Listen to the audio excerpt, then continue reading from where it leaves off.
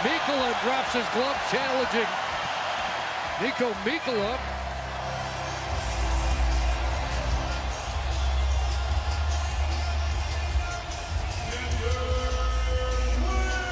Nosek hanging on to Perry now. He's trying to get loose. Now it's dangerous. You got the linesman holding one and other guys jumping in. You might want to do a health check on any Oiler fans that you know. Last night was not a good night for the Oil, for Oilers Nation. Florida scored. And then the Oilers couldn't stay out of the penalty box. Things got ugly. Final score ended up 6-1, and the Panthers lead the Stanley Cup final 2-1. There's a lot to unpack from last night. Some people are blaming the refs, Oiler fans. They did play their part. They called 35 penalties in 140 minutes, which is a little nuts. Most of it deserved. Is Evander Kane an angel? Was he misinterpreted? I don't know. It's funny. By the end of the game, Evander Kane or Corey Perry, they would have fought anybody. Mascots, ushers, parking attendants.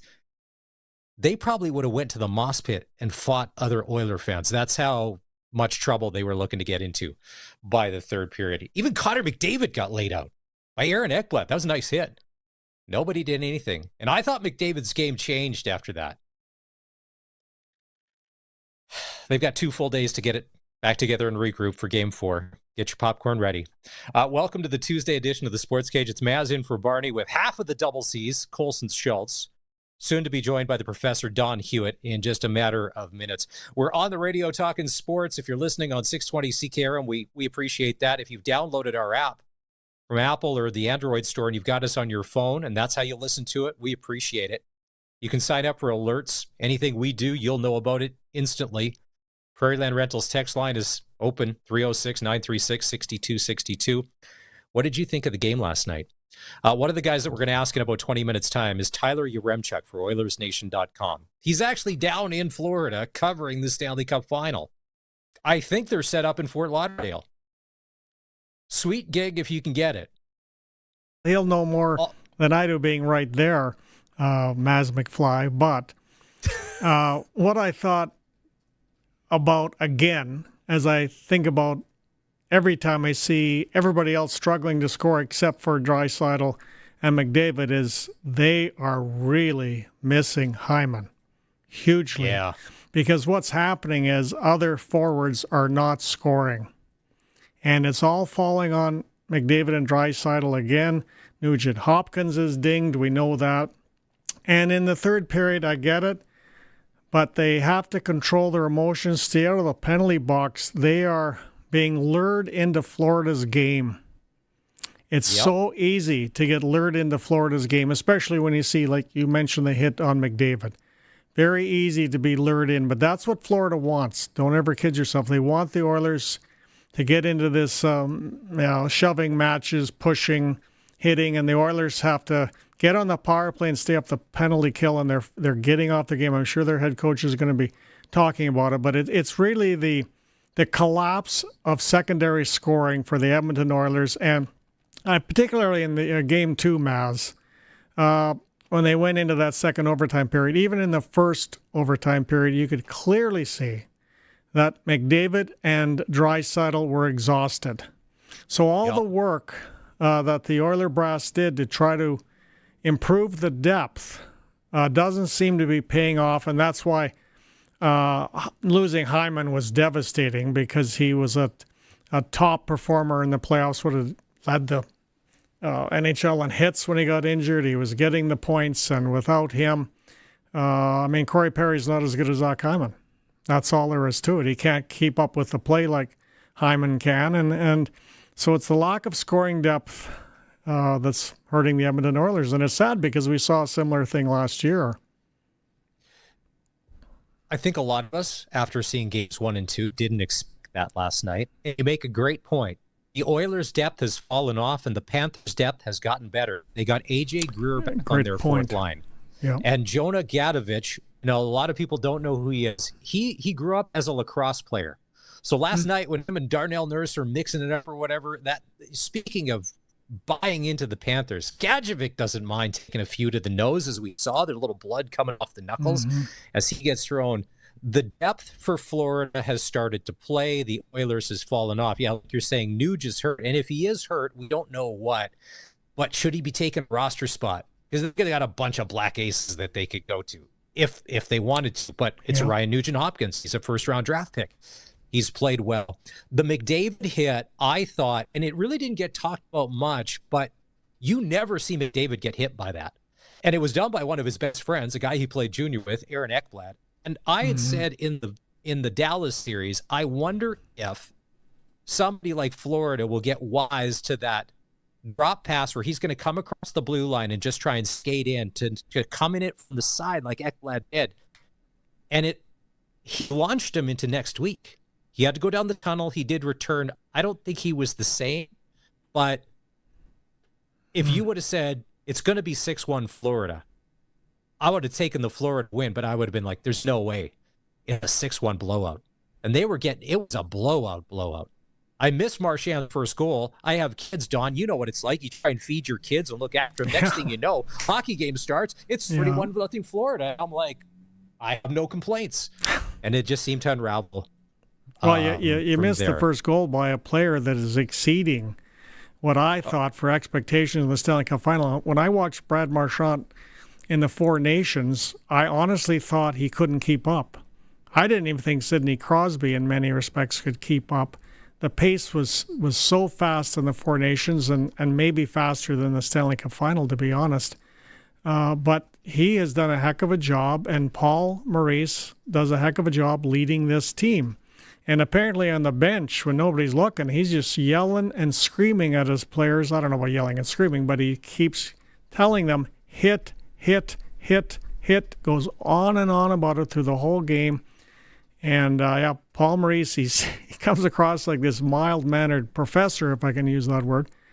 But behind the bench, very aggressive hockey that he's leading this team to. And like I said, they now, they've got the Oilers are, struggling psychologically, I'd say. Florida's in Edmonton's kitchen at the moment, and Edmonton has to just play hard hockey, not take the penalties, and aggressive hard hockey, but just be careful of what they're doing for penalties. And they lost that, and I guarantee you they'll get a lot of that back in the next game because the coach will be talking to them about it. One of the great injustices in the NHL will go down this summer. Last night, you see Sam Bennett. That when he knocked out Podkolzin and then crushed his man along the boards and then was part of the 2-0 and scores that goal. So he is the most valuable person in the Stanley Cup playoffs, whether the Panthers win the cup or not. And it's a shame that maybe he'll get $9 or $10 million this summer, and a guy like Mitch Marner, who's done nothing, never proven anything, especially at a time like this, is going to get $13 or $14 million all day long. So if I'm a general manager in the National Hockey League, I wish they would admit I care about regular season stats and saving my job. And then I want guys like Bill Zito to go, no, I just want to win championship. And I'll stock my roster. Like people, well, Sam Bennett's not a great regular season player. Who cares? It doesn't matter. He's showing up when the moment is the biggest. I don't think there's anybody better. That's right. I was hoping that he didn't get hurt on that cross. He sold it well. It was Monday night, so WWE Raw was on. He did sell the cross check well, Trent Frederick, but I hope he's okay. Well, speaking of Marchand, you got to be impressed with Sam Bennett. There's nobody better right now. No, I agree. And that's why people like me get screwed up in hockey drafts, playoff hockey drafts. To be very honest with you, Maz, because Florida's coasting the last month. They're not doing too much, right? And so, maybe this team that's really hot is going to stay hot in the playoffs. And you forget, no, they just turned the tap on. And, I forgot to get Panther players in my hockey draft, and now I'm in 20th place. I heard some guys on Sports Talk Radio in another city today. I was listening. They were like, well, Matthew Tkachuk really hasn't done much. We're kind of expecting, and it's a down year. And then somebody piped up and said, he's got 18 points in 20 games. Yeah. That's a pretty consistent. And he's hurt. We don't know what. He is. Yeah. It's a groin. But Matthew Tkachuk is doing Matthew Tkachuk things. And he had talked about, if you want to win the Stanley Cup, sometimes you got to be willing to get punched in the face and do nothing. Look at last night. At the end of the game, somebody had his arms, and Wallman is punching him in the face, and Tkachuk knows, I've got to do this to win. I love how this team is built. I love these guys and how they're playing. And I know there's a lot of Oiler fans out there going, if we just had a little more of that. Now, Kane and Perry are trying to do it, but like you had said, they're doing it in all the dumb and wrong ways. Right. Being the guys that are getting tagged. Like, at the end of the game, Perry's got his glove left. Like I said, he would have fought an usher if he could have. Well, Perry's smart enough to know that's not the way to do it. No, and another interesting thing too, Maz, is that how physical the Euros on Florida play. You never think of the European players as being heavy, physical, hard players to play against in the playoffs. Hello, have you checked out all the Euros that are playing very hard, tough physical hockey for Florida? Again, Paul Maurice. In the playoffs, he's the best coach in the NHL right now. And all after he left Winnipeg, under those dire circumstances because they had no leadership in Winnipeg and had to take the captaincy from Wheeler, or if you go and remember that a few years ago. But all of a sudden, he's got a pile of leaders in his dressing room in Florida, and he doesn't have to worry about that. And he's looking like a hockey genius 100%. Really? It's great to see Sam Reinhart, former Dub guy, get a goal last night. It's good. And people talk about, oh, he's had a tough series. But Sam Reinhart's one of those guys where, like Carter Verhaeghe, they kind of score when it matters. And those were goal scorer goals. Top corner on Stu Skinner. And Skinner's probably going to get the start tomorrow. It wasn't all his fault. The sky's not falling. They practiced today. No Nuge. Or at least Skinner was in his spot. Oh, the other Skinner. Okay, 2 days to heal, hopefully. And they're going to have a day off tomorrow. We're going to talk NHL throughout the show. And like I had mentioned, we got Tyler Remchuk coming up in a couple of minutes. But the Riders got back to practice today. And because of the smoke, they went indoors. Now, Don, from last game, we were happy to get the win. But as we've seen over the past 5 years, you miss a second, you miss a lot because all of a sudden the injury list starts filling up. More guys on the 6th game. I didn't realize this. What happened to C.J. Rivas? Because he's now on the 6-game injured list. C.J. Avery or Rivas? Or which one? Is Rivas hurt too? I know C.J. Avery. What's that? Last week I was calling everybody on the D. I was calling him C.J. Milligan, C.J. Avery, C.J. Rivas. I think it's C.J. Avery. So many initials. Well, apparently he's got a bicep, Colson just told me. I'd heard a broken arm. Now I've heard bicep. I think, and Dave would know, I think C.J. Avery was still playing after he suffered that injury because I watched him laboring on the field making tackles, and I thought, was he playing with a broken arm or a torn bicep? I guess that shows you how tough he is. But C.J. Avery, I thought, last year was the most underrated player perhaps on the Roughriders, and to lose him at the will linebacker spot, my goodness, when does it ever end? I mean, it's just... it's crazy for Saskatchewan, and that's crazy for the bottom line as well, as we saw last year at the end of the year with the financial report. You're paying, some big salaries for nobody playing, and it's tough for Craig Reynolds for sure. I'm looking at some of the notes that Dave said. Dave Thomas will join us after 4 o'clock with an update from practice. So update to the injuries: C.J. Avery, Ian Schaefer-Baker, and Peyton Collins on the 6th game as well. Peyton Collins goes down with the knee now, and I hope Schaefer-Baker doesn't have some sort of an Achilles problem. I don't know. All he did, as you know, Maz, is he just ran a route and went down, but he did stay on the bench for the first half, which means if he popped his Achilles, I don't think he'd be on the bench. But you'll have to ask Dave. That's a big question that I'm sure Dave can answer, is just exactly what's going on with Schaefer-Baker. But Peyton was just a wall. He's an outstanding find. He was dominant as a left tackle before he got injured. But now you got maybe the story of training camp. Again, Dave's more qualified to talk about this than I am. And Daniel Johnson. I believe Daniel Johnson was taking first-team reps on the O-line. Again, check with Dave. And he got all the rave reviews from the head coach towards the end of training camp as the most improved player from last year on the entire team. Daniel Johnson. He got a little action in at the end of the game against Ottawa, but yeah, I'll be listening when I drive home at 4 to hear what Dave has to say about Daniel Johnson. This is why I didn't like the preseason talk of, the Riders, they're automatic, but just because of roster, they're automatically going to be in the Grey Cup. I'm like, no, stop. This is not, this, Don. This is not how this plays out. There's a lot of football to be played, and all of a sudden real life gets in the way. Yeah, it's great on paper. If we just did this on paper, it's one thing, but here we are. We're one game in. We're already bitten by the injury bug. And the Schaefer-Baker thing, now maybe if this is just a cash thing and they pull him off early before 6, that's great. But no Kean Schaefer-Baker for 6 games, a key part of the offense, and he's Canadian. Like, Del Duncan Busby, you're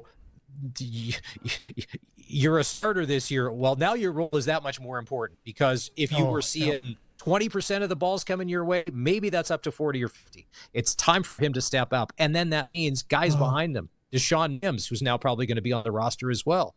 Regina product. I get it. Neiled, bring of guys course. along. Neiled. Yeah.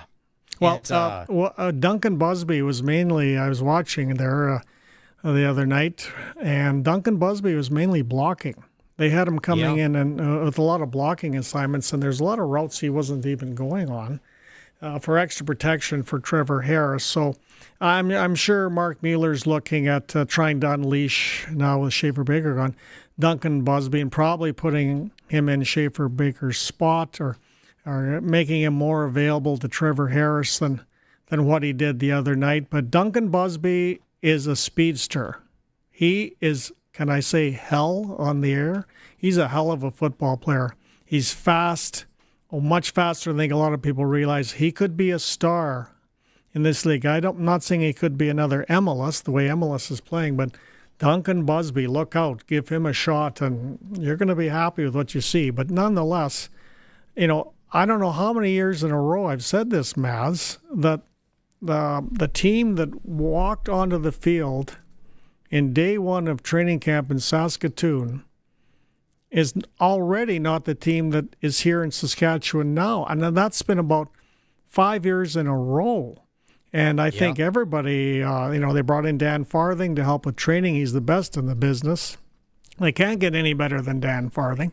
So after you sort of scratch your head for 10 days, you finally come to the conclusion it's just bad luck. That's the only, I've thought of all these different reasons. Why does this keep happening to Saskatchewan? And at the end of the day, I come up blank and I answer bad luck, and it's a shame. It's a real shame. But I mean, they came in with pretty darn good depth. I mean, they're going to have a decent offensive line still in Hamilton, because O'Day really built up the depth on that offensive line, and they're going to, I think, survive as they did last year in many respects with the injuries they had. I know a lot of people are wondering, was Kadeem Carey on the field today practicing for the Riders? Yes. And if J.O. can just stop by the UPS store and buy a bunch of bubble wrap and just whatever they got to do to keep him. Now, we don't know if he's going to be on the roster this week, if he's going to be playing in Hamilton or whatever, but you do not go anywhere by yourself. We'll DoorDash all your meals to you. We got you a flat with no stairs type condo situation to live in. So just don't do anything, because we may need you. All right, time to take our first break here on the show. As always, if you want to get in on what we're talking about, the Prairie Land Rentals text line, including score and win, you can guess the score with SaskTel. Riders Ticats this weekend. Your first name, your last name, and what you think the score is. You have a chance to win tickets to not only an upcoming Rider game, but a $200 SaskTel gift card. 306-936-6262. Coming up next, Tyler Yaremchuk from OilersNation.com in Florida. If we can connect, I think there's no tariffs on the internet down to Florida, so I think we're going to be fine. All right, we'll do that. It is the Sportscage streaming at youtube.com, on our Sportscage channel, and on the radio at 620 KRM. Donate to Jim Pattison Children's Hospital Foundation Day of Sunshine and support young lives in Saskatchewan. Sign up for monthly donations on or before June 11th and your gift is matched every month for a year up to $100,000. Monthly gifts of $25 or more are a convenient way to make a big impact in the lives of Saskatchewan families and kids like me who are cared for at Jim Pattison's Children's Hospital. Call 1-888-808-KIDS or visit pattisonchildrens.ca. Nelson GM in Assiniboia and Avonlea is proud to salute the agriculture producers. If you're looking for that perfect vehicle to fit your ag lifestyle, check out their new and used lineup at either location.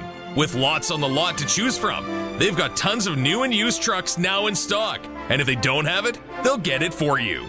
That's small town service with a long-standing reputation of one of the province's premier GM dealers. Proudly serving southern Saskatchewan for 65 years. NelsonGM.com.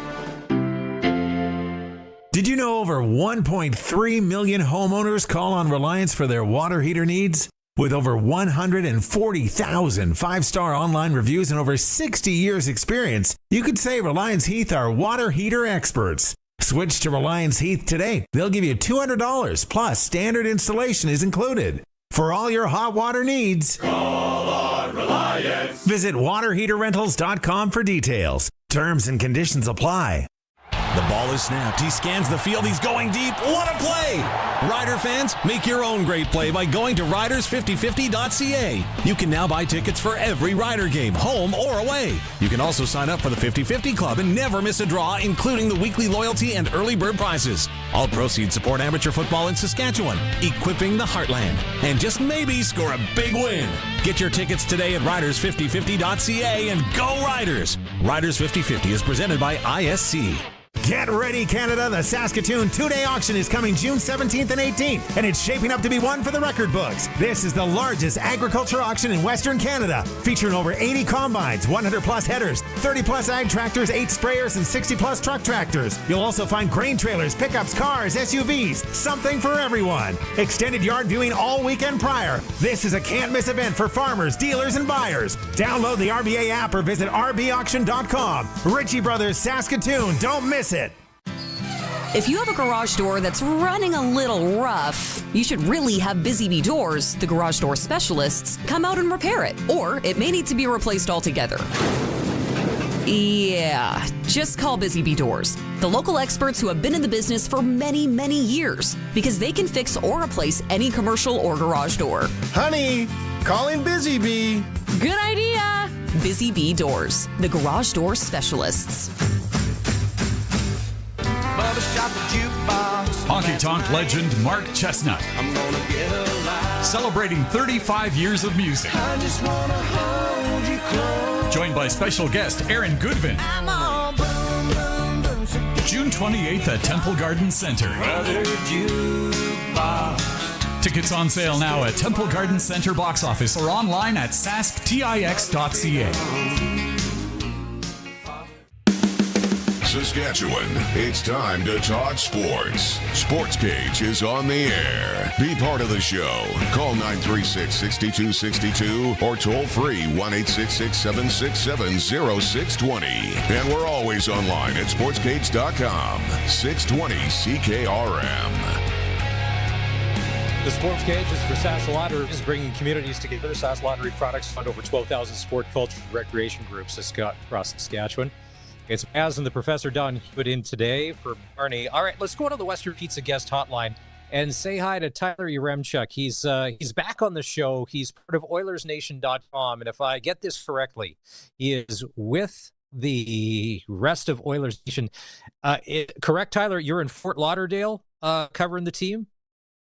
Yeah, we are. We're in Fort Lauderdale. I'm poolside, so if you see someone shirtless behind me walking around, it's just another Oilers fan cruising around enjoying the sun. After watching the first 2 games of the series, were you as surprised as a lot of us to see a 6-1 game, how it all turned out last night?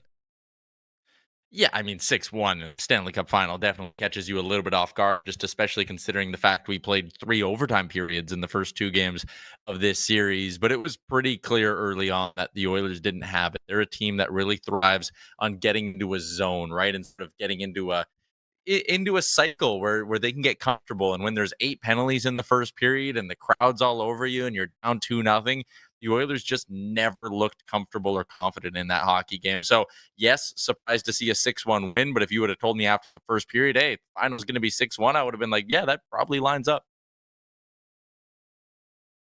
Is it possible that the Florida Panthers just have a greater will than the Edmonton Oilers and are stronger psychologically? No, I'm not willing to go there because we've seen this Oilers team push back from, they've pushed back through adversity a lot as a group. I mean, you can go back to last season. They're down 3-2 against the Vancouver Canucks. They come back and win that series. I mean, how many teams even have the mental will to come back being down 3-0 in a Stanley Cup final to force a Game 7? They're down 2-0 against the LA Kings. What do? They come back, win 4 straight, like losing Game 1 to Dallas, win 4 straight. Like, this Oilers team has shown an ability to take a bad game, a bad couple of games, and just park it, push it to the side and say, we know what we need to do in order to be better. So I don't think that mental edge really comes into play all that much. And, you could point out the Oilers blowing up a little bit, losing their cool in the third period of that hockey game is be a sign of mental weakness, but I look at it more like they went, hey, we're going to plant some seeds for next game. We're going to try to frustrate the Florida Panthers a little bit. We're going to get our pound of flesh, even if we're not going to win the game. So I don't know. I think this Oilers team mentally has shown throughout the season and throughout the last 2 playoff runs that they're mentally a very strong and mature group. Is it just me, or does Leon Draisaitl get kicked out of faceoffs more now than ever before in his NHL career? It seems in the last 3 hockey games, is dude like 25% in, 75% getting the boot? Did he do something to a linesman's wife or girlfriend somewhere along the way? Like, what's with the hate on Draisaitl, man?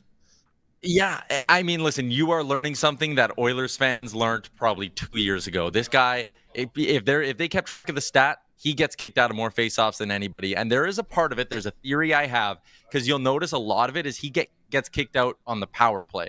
But who's out there on the power play with them? It's Connor McDavid. I think there's a little bit from Draisaitl's perspective where he goes, oh, I'm going to push the line here. And, if I get kicked out, I get kicked out. 97 comes to take the face off, and he's not half bad at those either. So I do think sometimes if he's on the ice with McDavid, it's intentional in the sense of I'm going to try get every edge I can in this face off.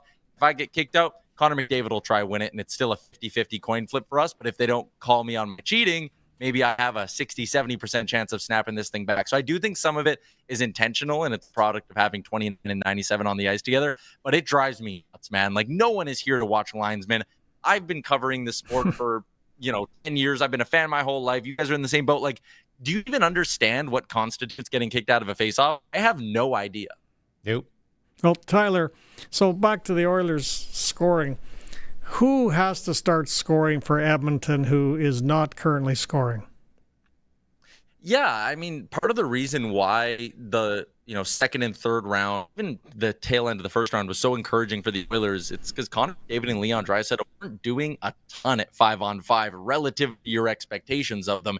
It was a 2-goal game from Adam Henrique. It was a 4-game run where Connor Brown looked like the $4 million player the Oilers thought they were getting 2 years ago. And so far, this Cup final, that hasn't necessarily been there. The scoring's been the big guns. The scoring's been the power play. And you look at an Adam Henrique who's looked slow. Evander Kane doesn't, he had the 1 goal in game 2. I feel like he has a little bit more to give. Like, I would say basically anyone who's not on the top line right now, and then also add in Leon Draisaitl. Like, I've liked Nugent Hopkins' game. He's clearly playing through an injury, so you got to keep that in mind when you evaluate him. Draisaitl's good, McDavid's good, Perry's good, but anybody. And that's kind of the beautiful thing about this Oilers team is you can look up and down this lineup, line 2, 3, 4, and go, that's a guy with potential. That's a guy who's scored before. That's a guy who in this playoff run has had a handful of games where he's looked really, really good.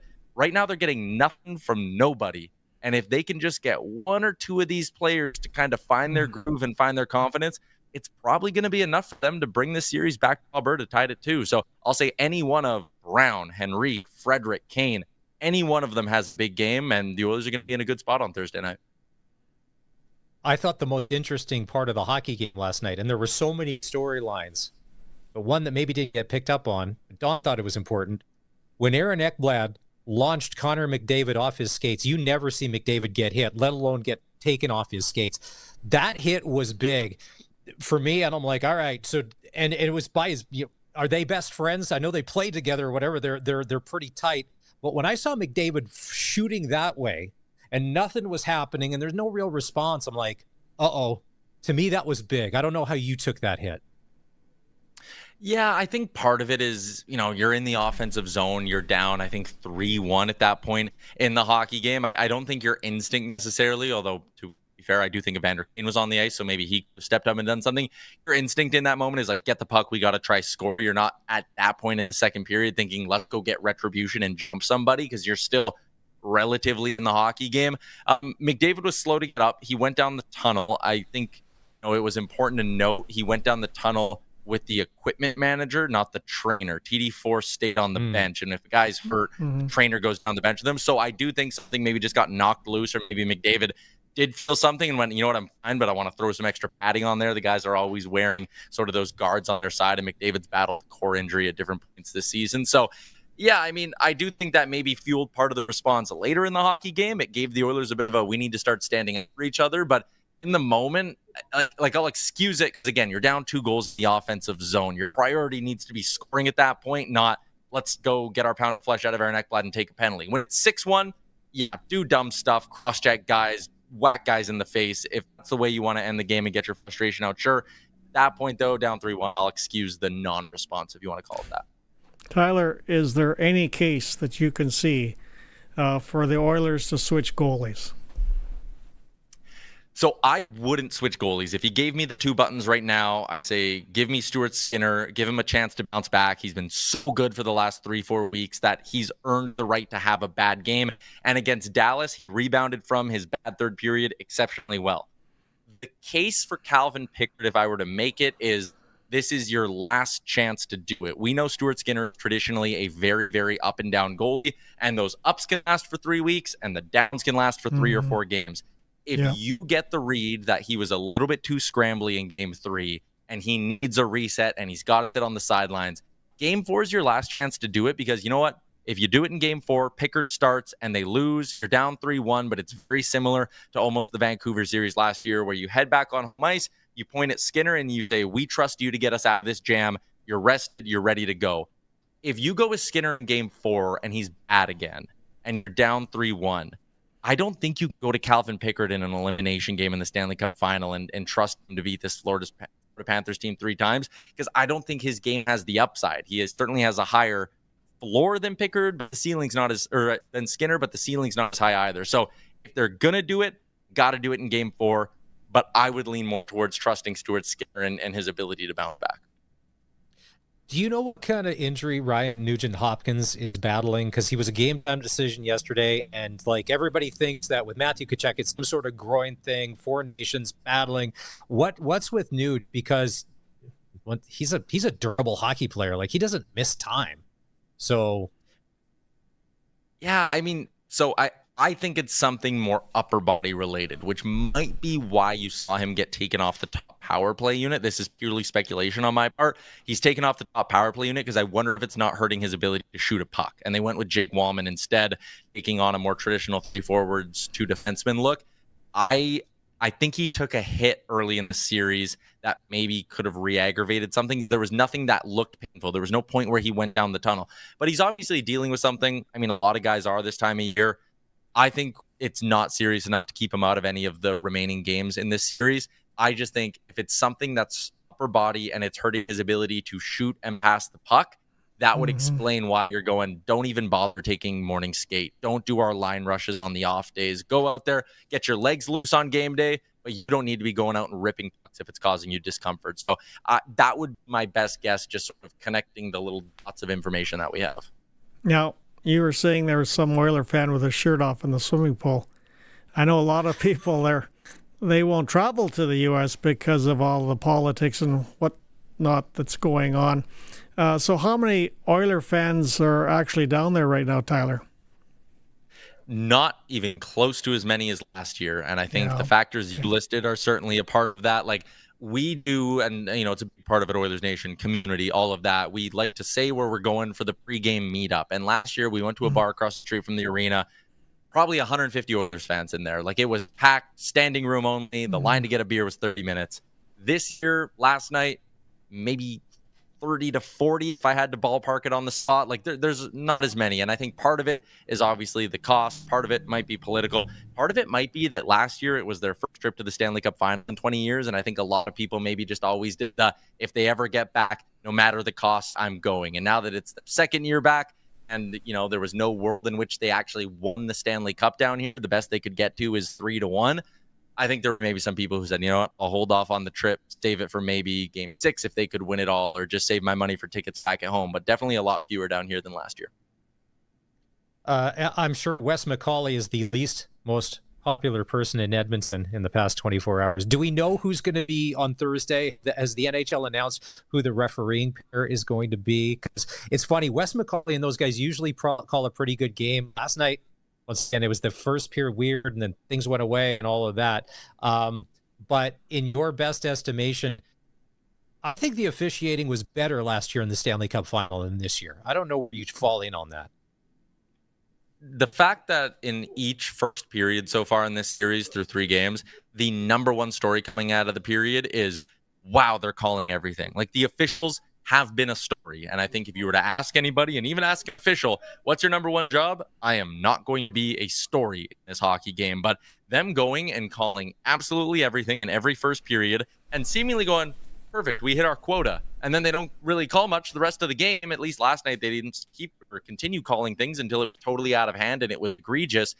It's not good. I would be surprised if we see that officiating duo back together. Wes McCauley will get another game because he's Wes McCauley and he always gets cup final games. But like 8 penalties in the first period was just ridiculous. And the softness of them, like Vander Kane's cross-check on Gustav Forsling, go watch the replay. Gustav Forsling shoulder checks, sees that Kane's arms are extended, and basically backs into him and then falls down. And I don't know. I thought there was a lot of really, really weak stuff on at least the Oilers calls. And then the officials kind of get themselves into the makeup call spin cycle, and then Florida taps an Oiler, and it's like, well, okay, that last one was soft, I regret it, so now I got to call this, and then okay, well, that one was soft and they scored, so I got to call this. It's just a mess. I'm usually not a proponent put the whistles away, but at some point in a hard-fought series, there's cross checks in front of the net, there's hard hits that, maybe an arm rides up to a visor. Let it go and let them play hockey.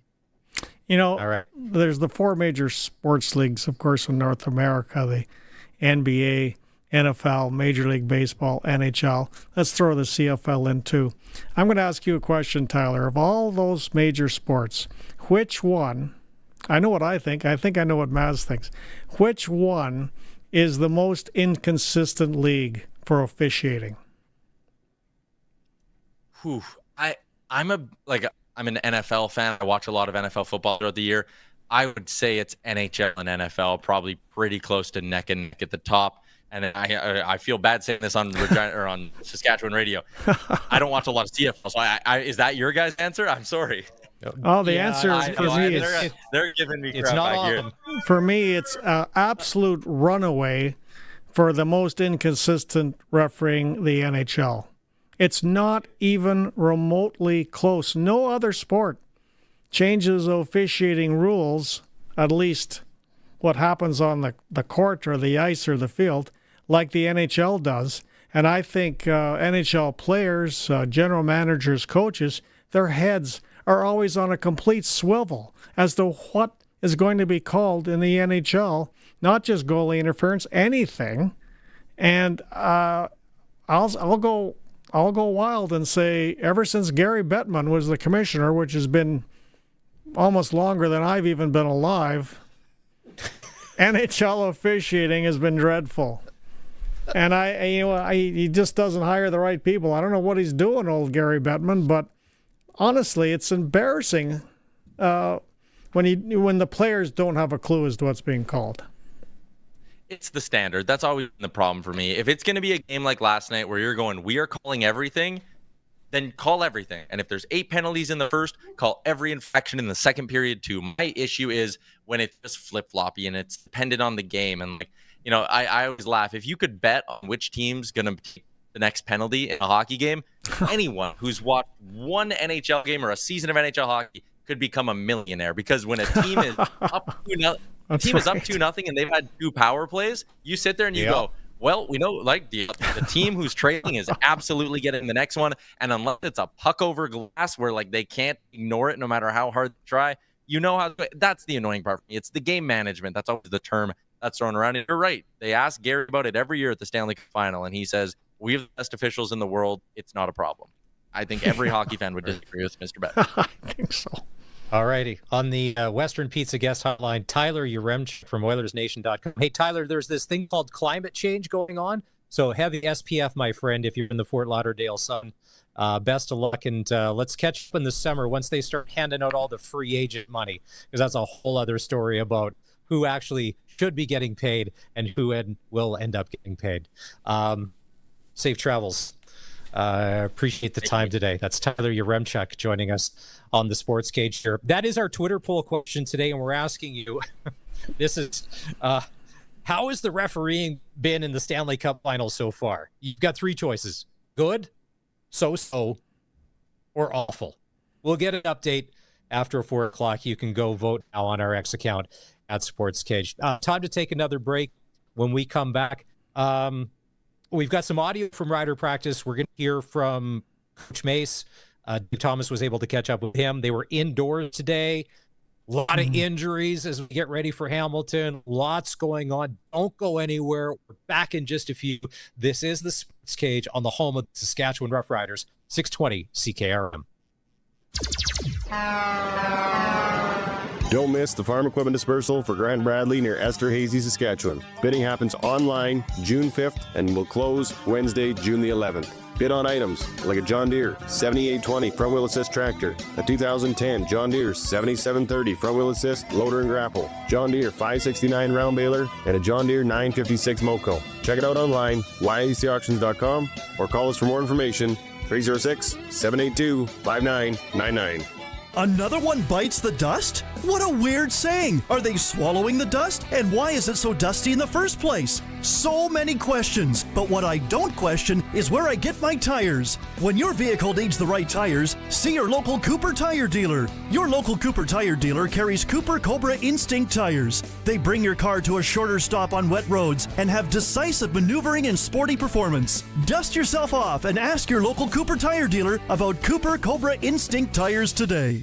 You can hope for the best. You can certainly pray. You can also overpay for crop insurance. Or you can enjoy a little certainty. Sold at cost. Municipal hail insurance. Local roots. Local insurance. Local trust for 108 years. Offering 3 tiers of stackable insurance starting with SMHI. Continuous coverage. Year in, year out. Sold at cost. Deadline for reporting your seeded acres is June 15th. Municipal hail insurance. Saskatchewan's crop hail insurance experts. municipalhail.ca.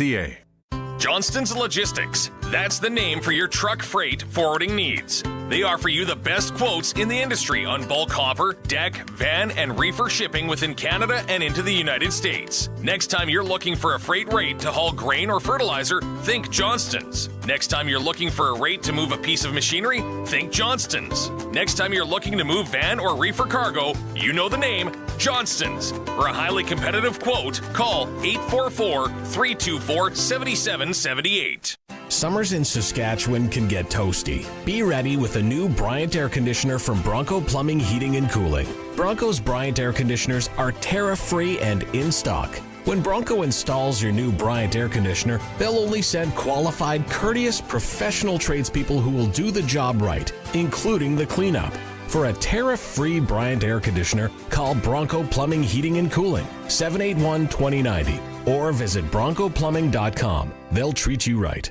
Hi, I'm Robin Booker, editor of The Western Producer. Our newspaper has been part of Saskatchewan farm operations for over 100 years, and we want to thank and celebrate farmers in our community. If you're going to be at Ag in Motion, Saskatchewan's outdoor farm show, please visit the Western Producer booth to share your feedback and story ideas from your community. Visit aginmotion.ca to learn more about this year's program, July 15th to 17th.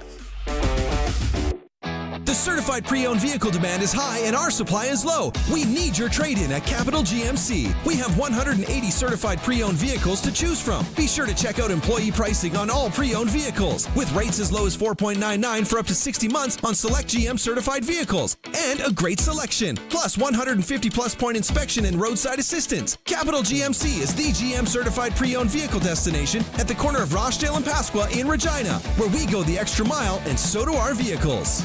Your lottery ticket dispatches the crew that's airborne within minutes. Your lottery ticket powers the helicopter that's equipped with life-saving technology. Your lottery ticket is someone's lifeline. Stars Lottery. Your ticket fuels our mission to provide critical care anywhere. And you can win millions with Lucky Stars 50/50 and Stars Daily Cash. 40 years, one mission. Get your tickets today at starslottery.ca. Lucky Stars 50/50 license LR250009 and Stars Daily Cash license LR250010. Saskatchewan only. 18 plus. Please play responsibly. Text CKRM 306-936-6262. Powered by Prairie Land Rentals. From skid steers to tents to power tools, anything you need to rent for that spring or summer job is at Prairie Land Rentals. Deal with the owner. 600 Albert Street. It's time for the Sports Ticker. Brought to you by Reliance Heath Water Heater Rentals. For all your hot water needs, call on Reliance Heath today. It's a big rodeo weekend in Saskatchewan. You've got the Pilot Butte Rodeo starting on Friday, the KRCA Estevan Rodeo kicking off on Friday, and the Long Creek Rodeo in Radville, which will get rolling on Saturday. We're going to dive into that rodeo on Friday. Dustin Edwards, our rodeo insider, will join us. And tonight, Regina Red Sox taking on the Swift Current 57s. Mitchell Field, Swifty. That game starts at 7 o'clock. And then the Red Sox are home to the 57s tomorrow night. And Sportscage will be live at Curry Field. All right, it's Maz and the Professor, Don Hewitt, doing Sportscage today for Barney. Rider practice was moved indoors because of the smoke, and Dave Thomas had a chance to catch up with head coach Corey Mace and asked him about the newest Saskatchewan Roughrider, Kadeem Carey. He's on the PR. Like I said, this is a place he wants to be. And in that situation, I think that speaks volumes to, A, what it is that he believes we have going on here, but B, also him understanding, the process of it all, not being afraid just to help this team get to where we want to go. So all things made sense for everybody, and we're happy as ever. He's happy as ever. I had texted Barney when the football game was on Thursday when Ouellette went down, and I had said, I hope that O'Day is texting somebody and we signed Kadeem Carey. He's just too good of a football player to be on the street. Well, you make a point, Maz. I mean, he just won the Grey Cup. He's familiar with Mark Mueller's offense. He knows it already. He doesn't need many days to get ready in terms of the playbook, obviously, and the coach knows what he's made of. The coach knows him well, the head coach. So I think it made a lot of sense. And, if you look at some of the other options they had at running back, like Walter Fletcher, Carey's probably a better blocker. Fletcher's, I think, 4 years younger. He can also return kicks. But I think the way the Roughriders want to protect Trevor Harris and the way they play their offense with hard, straight-ahead running, Carey fit the bill. And it does concern you about Ouellette and how he's doing. Now, I understand he was at practice today. I don't believe he was practicing, but he was in his sweats and whatnot watching. So we're hoping that he's fine and that he's okay. But I thought, the Riders sort of pulled the rabbit out of the hat there quite nicely to get Carey, because he had a big chip in his shoulder last year because of what happened in Calgary and helped the Argos win the Grey Cup. Now he's going to have another chip in his shoulder towards the Argonauts, so maybe that chip will also propel the Roughriders to a Grey Cup. We hope so.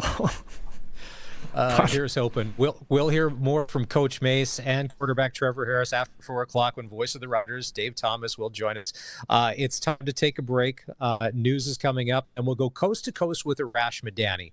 And as always, Arash has got a lot to say. It is the we have a new CFL season, and we have a new CFL commissioner. So I want to see if Arash has got his game where it needs to be, because Arash and the commish haven't always seen eye to eye. We'll check in with him in just a couple of minutes. This is Sportscage. We're streaming on our YouTube channel. You can get see it you at later, man. sportscage.com. And that is the Professor Don Hewitt, and we are on the home of the Saskatchewan Roughriders, 620 CKRM. 620 CKRM is excited to count down to Country Thunder, Saskatchewan, July 10th to 13th at Craven. Pull on those cowboy boots and get ready to dance at the kickoff party on Thursday night with Hunter Brothers. Jason Aldean takes to the main stage Friday night, and Bailey Zimmerman on Saturday. The one and only Def Leppard will rock the stage to close it out on Sunday. Also featured throughout will be Nate Smith, Tyler Hubbard, Kip Moore, Sarah Evans, and many more. Get your tickets and camping before they're all gone and enjoy the biggest event of the summer. Visit countrythunder.com. It's finally returned. 0% financing is back at Capital Ford. That's right, interest rates are low and inventory is high, just like the good old days. Check out the 2025 Escape, Bronco Sport, or the best-selling F-150 and get 0% financing over 72 months, OAC. Plus, Cash for Clunkers is back. That means a guaranteed $2,500 trade when you buy with us. So what are you waiting for? Get into your brand new truck or SUV at Capital Ford Lincoln in Regina. If you've got a Steelcraft garage door, you've got a door with parts manufactured and assembled right here in Canada. A door with better insulation and seal, plus a warranty you're probably never going to use. And if you don't have a Steelcraft garage door, you should get one. Don't just hang a door, install a Steelcraft. Turn curb appeal into curb envy. Steelcraft door, Steelcraft door, Steelcraft door. We offer more. Steel-craft.ca.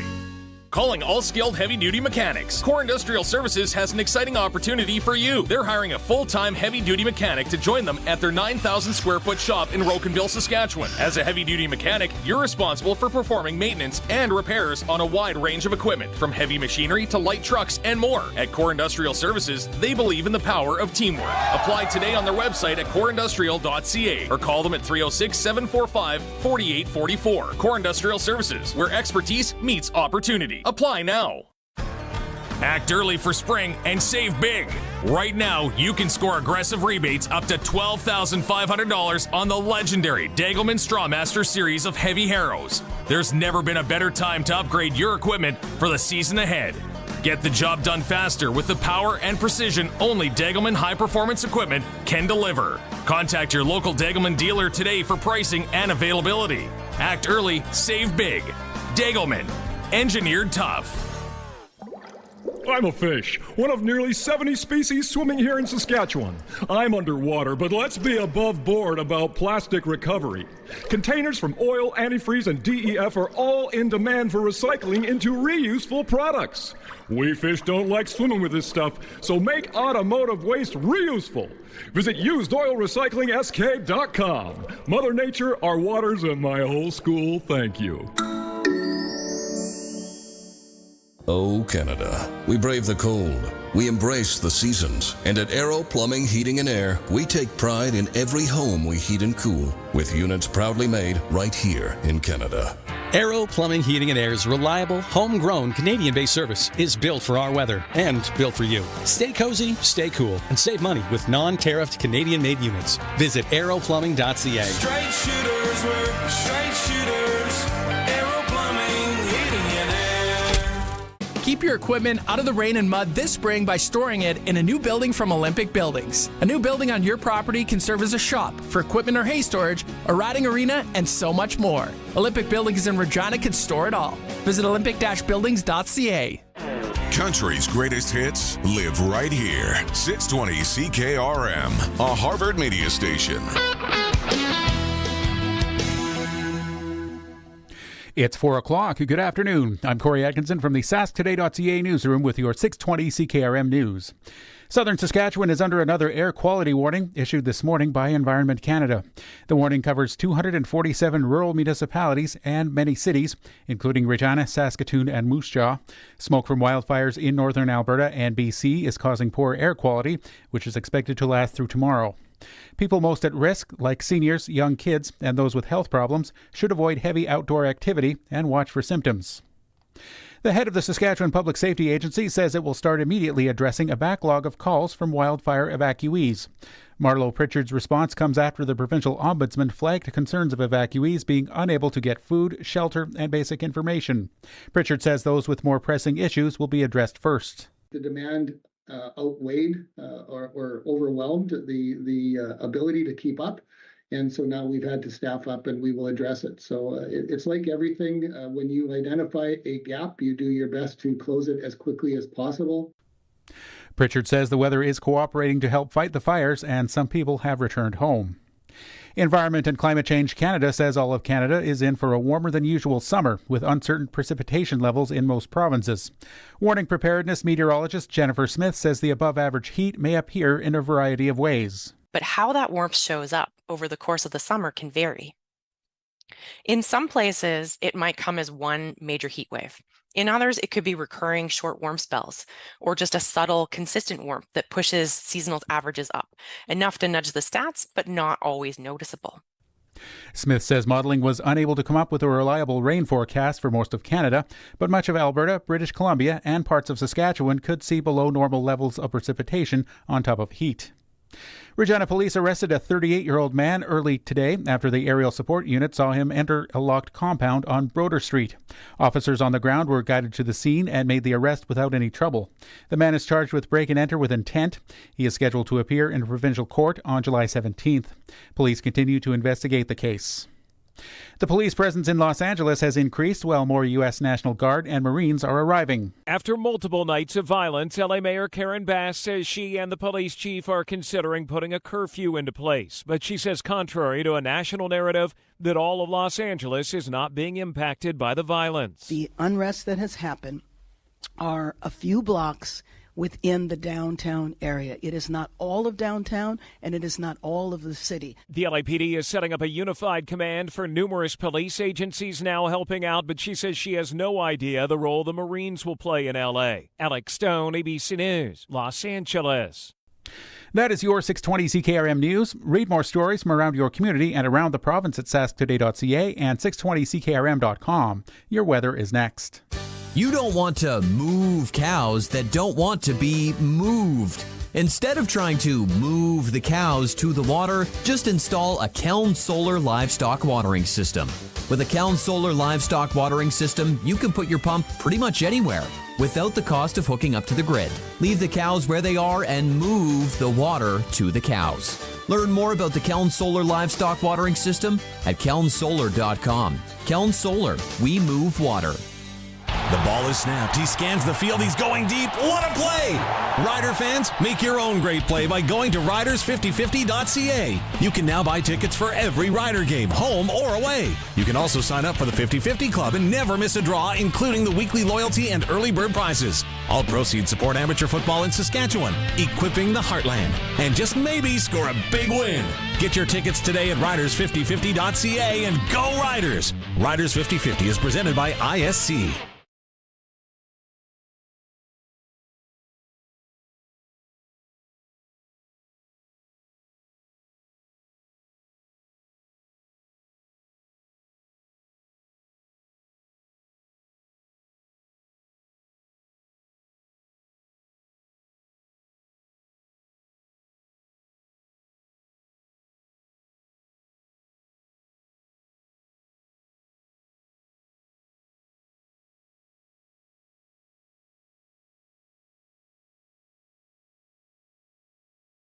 When you want the best for your truck, you want Line-X. Your truck has withstood the harshest elements Saskatchewan has thrown at it. Rocks, gravel, rain, sleet, and snow, and left with no chips, no rust. Line-X protective coating keeps your truck's bed liners, rocker panels, and bumpers looking like brand new. Don't settle for Brand X. Go with Line-X. It's serious protection. Come see why everybody loves taking their truck to Line-X Regina for their rocker panels, bumpers, and more. Line-X. Make your truck complete. 1865 McCarra Street. Never get tired of tire talk? Neither do we. We banter about balance, rave about rolling resistance, and we could tell you all about traction long before social media. Yeah, here at Quality Tire, we care about tires and, well, quality. There's a reason it's our name. This summer, trouble-free driving starts with quality service from Quality Tire, with 9 locations across Saskatchewan. Thanks for coming to our Tread Talk. QualityTire.ca. Broadcasting from Century Studios in downtown Regina, Harvard Media presents The Sportscage, where Saskatchewan comes to talk local sports. Brought to you by Sask Lotteries, bringing communities together. Sask Lottery products fund over 12,000 sports, culture, and recreation groups across Saskatchewan. Be part of the show. Call 1-866-767-0620 or text 306-936-6262. The Sportscage. Streaming at sportscage.com, our YouTube channel, and on the radio at 620 CKRM. Tuesday afternoon. It's Maz in for Barney today. Oh, programming note. We're taking the show on the road tomorrow. Sportscage live at Curry Field. Regina Red Sox will be taking on the Swift Current 57. Dave Thomas will be there. Special guests appearing on the show tomorrow. Ryan Pinder, who's part of the Barn Burner crew. They do a Flames live stream every day. Pinder just completed a few weeks ago the 999 baseball challenge. 9 innings of baseball, 9 beer, and 9 hot dogs. That's an Ironman situation. Not sure if they're going to do that at Sox games this year, but now that Pinder's been down this path, he can probably give tips to whoever may try it next. Also on the show tomorrow, Brad Johnner from the Johnner Brothers. Remember, I think it was in December, Dave and I were hosting the show, and we just randomly called Brad Johnner. They were playing a gig in Regina. Chatted about all sorts of stuff. Dave and him talked about the Weyburn Mydale days and all that. Well, the Johnners got a very busy June schedule. They got dates into July. This is a big time of year. But one of the things we have to ask about, because on some of the posters for their upcoming shows, they're offering free mullet haircuts to people that are showing up. I don't think they're discriminating. It's 2025. Could be a guy, could be a girl. Free mullet haircuts at Johnner Brothers shows. That'll be tomorrow at around 4:30. Should be a decent night for baseball. Hopefully the smoke will kick off. All right. Let's go coast to coast and say hello to Arash Madani. It's time to go coast to coast with Arash Madani for Smart Investing Solutions. Be smart with your money. Call Brian Gawley at Smart Investing Solutions, 546-2533.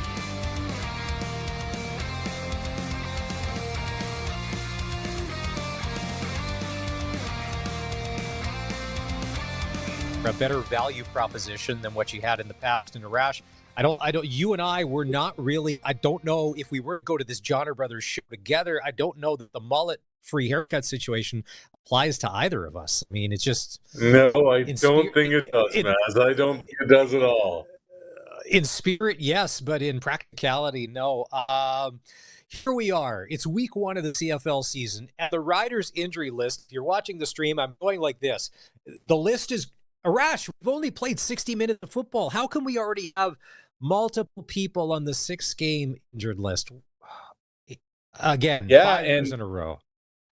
Right, but the Riders aren't alone. Like, I was looking up, the injury report came out in Ottawa, for instance, for their opponent last week, and the Red Blacks are a mash unit, especially on their offensive line, et cetera, et cetera. Maz, like, I think what we're really seeing this be a byproduct of is that there just aren't enough quality offensive linemen in tackle football. And it's not just the pros. Hear me out on this one. I was talking to a Division I football coach last week in NCAA. And the top offensive lineman at the University of Nevada last year, University of Nevada, goes into the transfer portal, and the University of Oregon, through their NIL program, the name, image, likeness, you can pay the players now, gave him $1 million to sign with the Ducks. And Maz, he's the 6th offensive lineman. He's not even a starter. So there is such a lack of supply, and there is such a demand to protect the quarterback, to run the football, to be the engine of your offense, and there just aren't enough dudes. So you're probably bringing back players who are banged up, who are vets, who might be a little long in the tooth, et cetera, on top of the regular wear and tear. And this is why you end up kind of where you end up. Toronto struggled up front week one. Ottawa's banged up. Saskatchewan's banged up. We, go across the league and find it out. I really think, on top of everything else, this is a real offensive line supply problem. That's a real issue across football. When the CFL cuts were made and Kadeem Carey ended up on the list, I had said on the show last Monday, the Riders should just sign him. Put him on the practice, just do something. Then the game was played. Ouellette goes down. I text Barney to be like, I hope that they're going to pick up Kadeem Carey because if AJ Ouellette is out for any amount of time, we need a good quality running back that knows the game, knows the offense. And you've got a two-time rushing leader, a Grey Cup champion. You've got all this. Somebody was going to pick him. I really like that move. Are you as double thumbs up for J.O. as I was when the word finally came down that, Kadeem Carey's a rider? I didn't get the Carey decision by Toronto. I didn't get the Fletcher decision by Montreal. I know everybody's looking at younger and faster and cheaper. I thought in a copycat business, when you saw what Derrick Henry and Saquon did south of the border, that there was going to be a payoff. I mean, you think about what Kadeem Carey did last year. Without him, look, I get Arbuckle was the MVP, but without him, I'm not sure the Argos win the Grey Cup last year. 79 yards on the ground in that win over Winnipeg. Scored the touchdown that basically iced the game. The Bombers continue to go with a three-man front. It was Carey that ran through that defense. I spoke with a team executive today in the CFL, and they were surprised too by the move. And they said, of course, it was going to be Saskatchewan bringing him in. Corey Mace worked with Carey, I believe, in Calgary, knows what he's about. Worked with him in Toronto probably too. It's a quality vet who understands the league. It's a no-lose proposition. It's a smart move by the Riders, and it gives you more depth at a position that you're going to need, not only throughout the season, but especially when the weather turns bad late in the season. That Rider game on Thursday, I thought Ottawa played well in the first and fourth quarter up until Drew Brown got hit. And I think it was Jameer Thurman. And then after that, he was laboring. And when they had kind of made it close, he wasn't able to follow through on throw. You could tell it was really affecting him. Like he was bending over. You could tell he was in pain on the sidelines. And whatever that is, I don't think goes away quickly. And what's his status for this week? Like, that's probably going to be lingering for a while. Yeah, unknown right now. Did not practice yesterday. Today was the first day of practice. They called it limited. He didn't do much. My understanding of it is that it's a hip issue. Now, whether it's a hip pointer or something like that, that's kind of the indication I've been given. They're going to try and see tomorrow and the next day if Brown can practice. And then what he's able to do from a mobility range of motion deal and really, Maz, make sure he doesn't make it worse. It's not one of those things where he has to, he's new to the system and needs reps. He just came out of training camp. It's just what's his comfort level, what's his pain level, and what's okay, let's not throw the baby out with the bathwater week 2 and, end the season if it just means him for a week type thing. So, I think this game opened with the Red Blacks favored and around to pick them. Like, I don't get it. I think Montreal's the far superior team, regardless of who's the quarterback. But Matt Schultz is next man up if Drew Brown can't go. Danny Machocha and Jason Moss said Davis Alexander is our guy. So far, after 1 week, Machocha and Moss are looking like geniuses. He looked good, and conversely, Toronto helped him look good because I think, for whatever reason, when Arbuckle has time to think about playing and being named the starter, it never goes well. When he gets thrown into games with no notice, he does well. But Davis Alexander was as advertised. Alouettes look good. And they didn't ask Alexander to do too much, Maz. Like, they don't make mistakes. They don't make bonehead decisions. It's not trying to play hero ball. take what's given to you, execute the offense. This whole notion about being a quote-unquote game manager and that being a negative thing, look, it's worked for Brock Purdy and it's worked for Davis Alexander. And I get that Arbuckle's going to take some of the brunt of this, but to me, that was just a gong show of offensive line play. Like, I can't imagine what Toronto's offense would have been if not for Coxie just being able to climb the ladder and make some plays. You know, the first touchdown of the game that Montreal scored on defense, it was officially a fumble return for a touchdown. That's really not the spirit of it. But I still think Toronto will be okay. I think it's going to be it's going to be a grind. They lost a lot on defense, but it's a long season. But until they get that offensive line stuff cleaned up, they're not going to stand a chance here. It's funny you said they'll be okay. Toronto just always ends up winning the Grey Cup. Doesn't matter what their record is, what their roster is, they just always end up winning the Grey Cup. Well, I mean, look at last year. Look at last year, right? So you miss Chad Kelly's suspended for the first half of the season. It takes them a couple of games to knock the rust off, and then they're fine.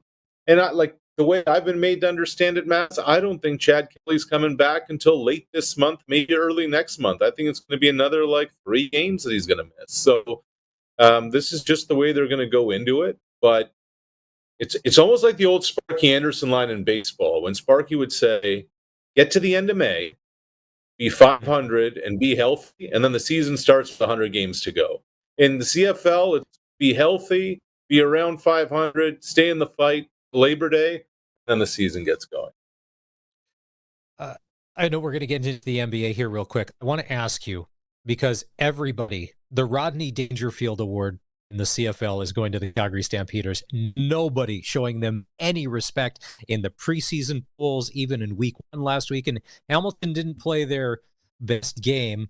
But if Charleston Hughes picked Calgary to end up 5th in the West, if that does come true, they are going to be the hardest to play against 5th place team in the West in the CFL in a long time, because I think that they may be okay. They're not maybe as bad as people are saying.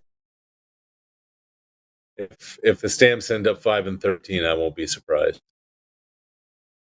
Okay. Could they end up 13-5 though? No. Okay. No. Not good enough. Personnel isn't good enough. It has nothing to do with their quarterback play, nothing to do with Vernon Adams. I get they went out and changed their receiving core. They went out and changed their quarterback room. But overall, from a personnel, I was a little surprised from Hamilton. But again, it's only a week. It's only a game. They're coming out of training camp. I'm interested to see this week, though. I think Toronto got something up their sleeve for them.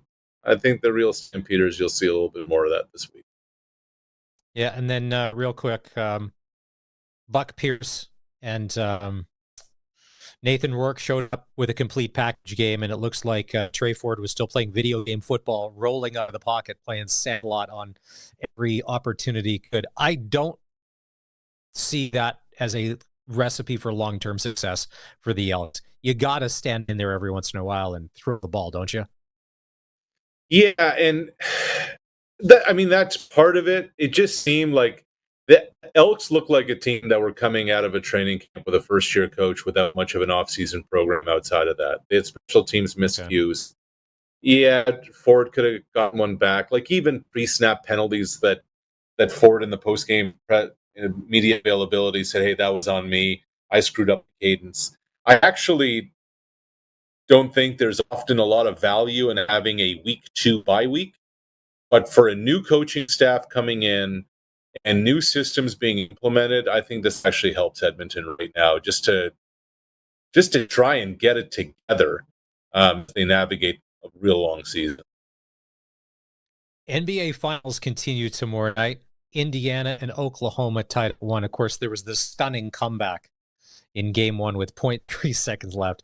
Because rightfully so, the Oklahoma City Thunder should, by all accounts, if it all plays out the way it should, win this series. But Indiana's scrappy. Do you think it's the walk in the park that everybody thinks it's going to be for OKC? Yeah, scrappy's a great way of putting it. They also just don't go away. They also have firepower. And it's not just Halliburton, it's not just Siakam. You know, you think about what Andrew Nembhard has meant to the Indiana backcourt. He had Shea on roller skates in game one. Absolutely cooked him in that 15-point fourth quarter comeback. If you're watching on the stream, crosses over 3 times, step back 3 to put Indiana within striking distance and ultimately win it. I still feel, Maz, that Oklahoma City is the far superior team. They have the best player in the world, the best player in the series, the best player on the floor. They have the best defender of the series in Lou Dort. They have more depth. And outside of Siakam, nobody in the series really has championship experience. So that's not even a determining factor either. But what Shai Gilgeous-Alexander can do is absolutely change the dynamic of a game, a series, a team, a city, the fortunes of a franchise, and you're seeing that throughout these playoffs. Again, just how magnificent this Canadian kid is, man. We're far removed from the Toronto Raptors just because of distance or whatever. So, like a lot of, and this has changed for me with the NHL. I cheer for players, not necessarily teams. So anytime there's any reference to any Canadian doing anything good in the NBA, I'm like, yes. And sometimes it's the first I've ever heard of him, and I'm like, yes, that's our guy. That is our guy. And it's funny, Arash, year after year after year, it grows and grows and grows that the Canadians are infiltrating the NBA. It's amazing, Maz. Like 2023, I covered the NBA Finals, the Denver-Miami series, and there's Jamal Murray, who's basically Robin to Nikola Jokic, who's Batman, the NBA MVP. And now here we are a couple of years later, and Shea is the head of the snake. He's the best player in the world. He's the league MVP. Guy from Burlington, Ontario. You know, on the outside of his high school, they have a big mural painted. He's all of it. Now, the question becomes, when does this translate at the Olympics? Because it was a disaster in Paris last summer.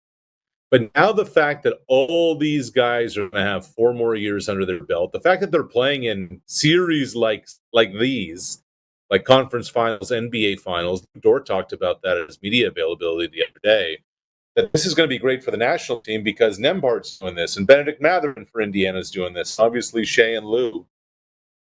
I was at the game that Canada lost, Maz, against France. And I walked to the building about 90 minutes before tip-off at the Olympics. I'm like, uh-oh. Because the place was shaking. Allez, les bleus. Like, it was home court advantage. I'm thinking to myself, all right, these guys have played on big stages before. But this isn't a best of 5. It's not a best of 7. It's a one-game elimination. And I just think that having gone through that in Paris, playing on stages like these at the NBA Finals and multiple players being there, I think that's just going to bode so well for the LA Olympics. And then it's game on. And especially when it's in the U.S., you know it's going to mean a lot more to those national team players. Finally, real quick, when it comes to baseball, no one can really figure out who the Toronto Blue Jays are yet. It's still early. Hey, we're still a hope. 2nd, 3rd place. We're flirting with that. We could use a Jose Bautista, but he's no longer at our services. But he's Hall of Fame-ish material that he's in. He's officially in now. He's officially in. A couple of years ago, he went up in the level of excellence at the ballpark in Toronto. And over the weekend, inducted into the Canadian Baseball Hall of Fame. It was an emotional Bautista when that happened, you know, reflecting on his time in Toronto. Maz, I tell you, man, you go to the ballpark today, and Bautista hasn't been a Blue Jay for almost a decade. Other than Vladimir Guerrero Jr., there's more 19 Bautista jerseys than any other player. And if you say bat flip to anybody in this country, they know exactly what you're talking about. The ALDS, the Texas series, the Defiance, you know, how big and magnificent that was. Bautista is not just kind of, well, first of all, he is a Canadian Baseball Hall of Famer, but he was also the face of a franchise for an era that had gone 26 years without reaching the postseason, and Bautista was kind of the poster boy for them finally getting over the hump in 15 and 16. And so he gets his rightful place in St. Mary's, Ontario, and the Canadian Baseball Hall of Fame. That's a good trivia question that may win you a drink in a bar if it ever comes up. Where's the Canadian Baseball Hall of Fame? Arash, as always, we appreciate the time. We'll do this again on Thursday. It's Coast to Coast for Brian Gawley. And all right, we're going to take a break. When we come back, Dave Thomas, fresh from Saskatchewan Roughrider practice, which was held indoors today because of the forest fire smoke. A lot of injuries. That starting lineup on Saturday in Hamilton's probably going to look a lot different than it did last Thursday against Ottawa. We'll catch up with Dave next. This is the Sportscage. Thanks for watching our stream on our social channels. You can do that on X at Sportscage, on YouTube at sportscage.com, and right here on the home of the Saskatchewan Roughriders, 620 CKRM. This is Country Gold with Steve Harmon, your home for the country hits of the 80s, 90s, and 2000s. Hello, I'm Steve Harmon, inviting you to join me for Country Gold. Each week we play country favorites from the 80s, 90s, and 2000s, and we check in with the stars who made them, too. This weekend on Country Gold. Country Gold, brought to you by Trent Dickin and his experienced team at Flooring Superstore. Saturday mornings at 6 and Sunday afternoons at 4 on the Voice of Saskatchewan, 620 CKRM. Time waits for no one, they say. And when your farming operation can't wait, choose Fast File from Municipal Hail Insurance. Fast File is simply the quickest way to file your crop report. Grab your phone or laptop and go online to municipalhail.ca. Click File Crop Report and fill out Fast File by June 15th. You're done and back at it in 10 minutes or less. Fast File from Municipal Hail Insurance. Saskatchewan's crop hail insurance experts for over 100 years. It'll be take me out to the ball game or take me down to the rink before you know it. And Extreme Hockey and Sport will have you ready for everything this season. You'll be all set for the ball diamond with team kits, bats, gloves, accessories, and training products in stock. And of course, they've got everything to get you geared up for spring hockey. Whatever your spring sport is, Extreme Hockey has you covered. 1425 McIntyre Street and the Pro Shop, conveniently located at the Cooperator Center.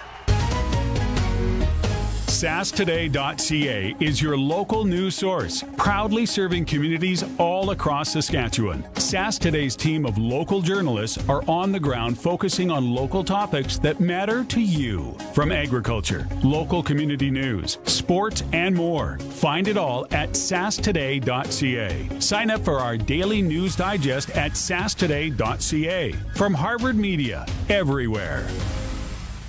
Every acre, every seed, every plant. The Fendt Momentum Planter makes everything count. Hydraulic delta force from Precision Planting creates specific downforce for each of the 48 row units across the 60-foot toolbar, which controls compaction, allowing you to make a big impact without leaving one.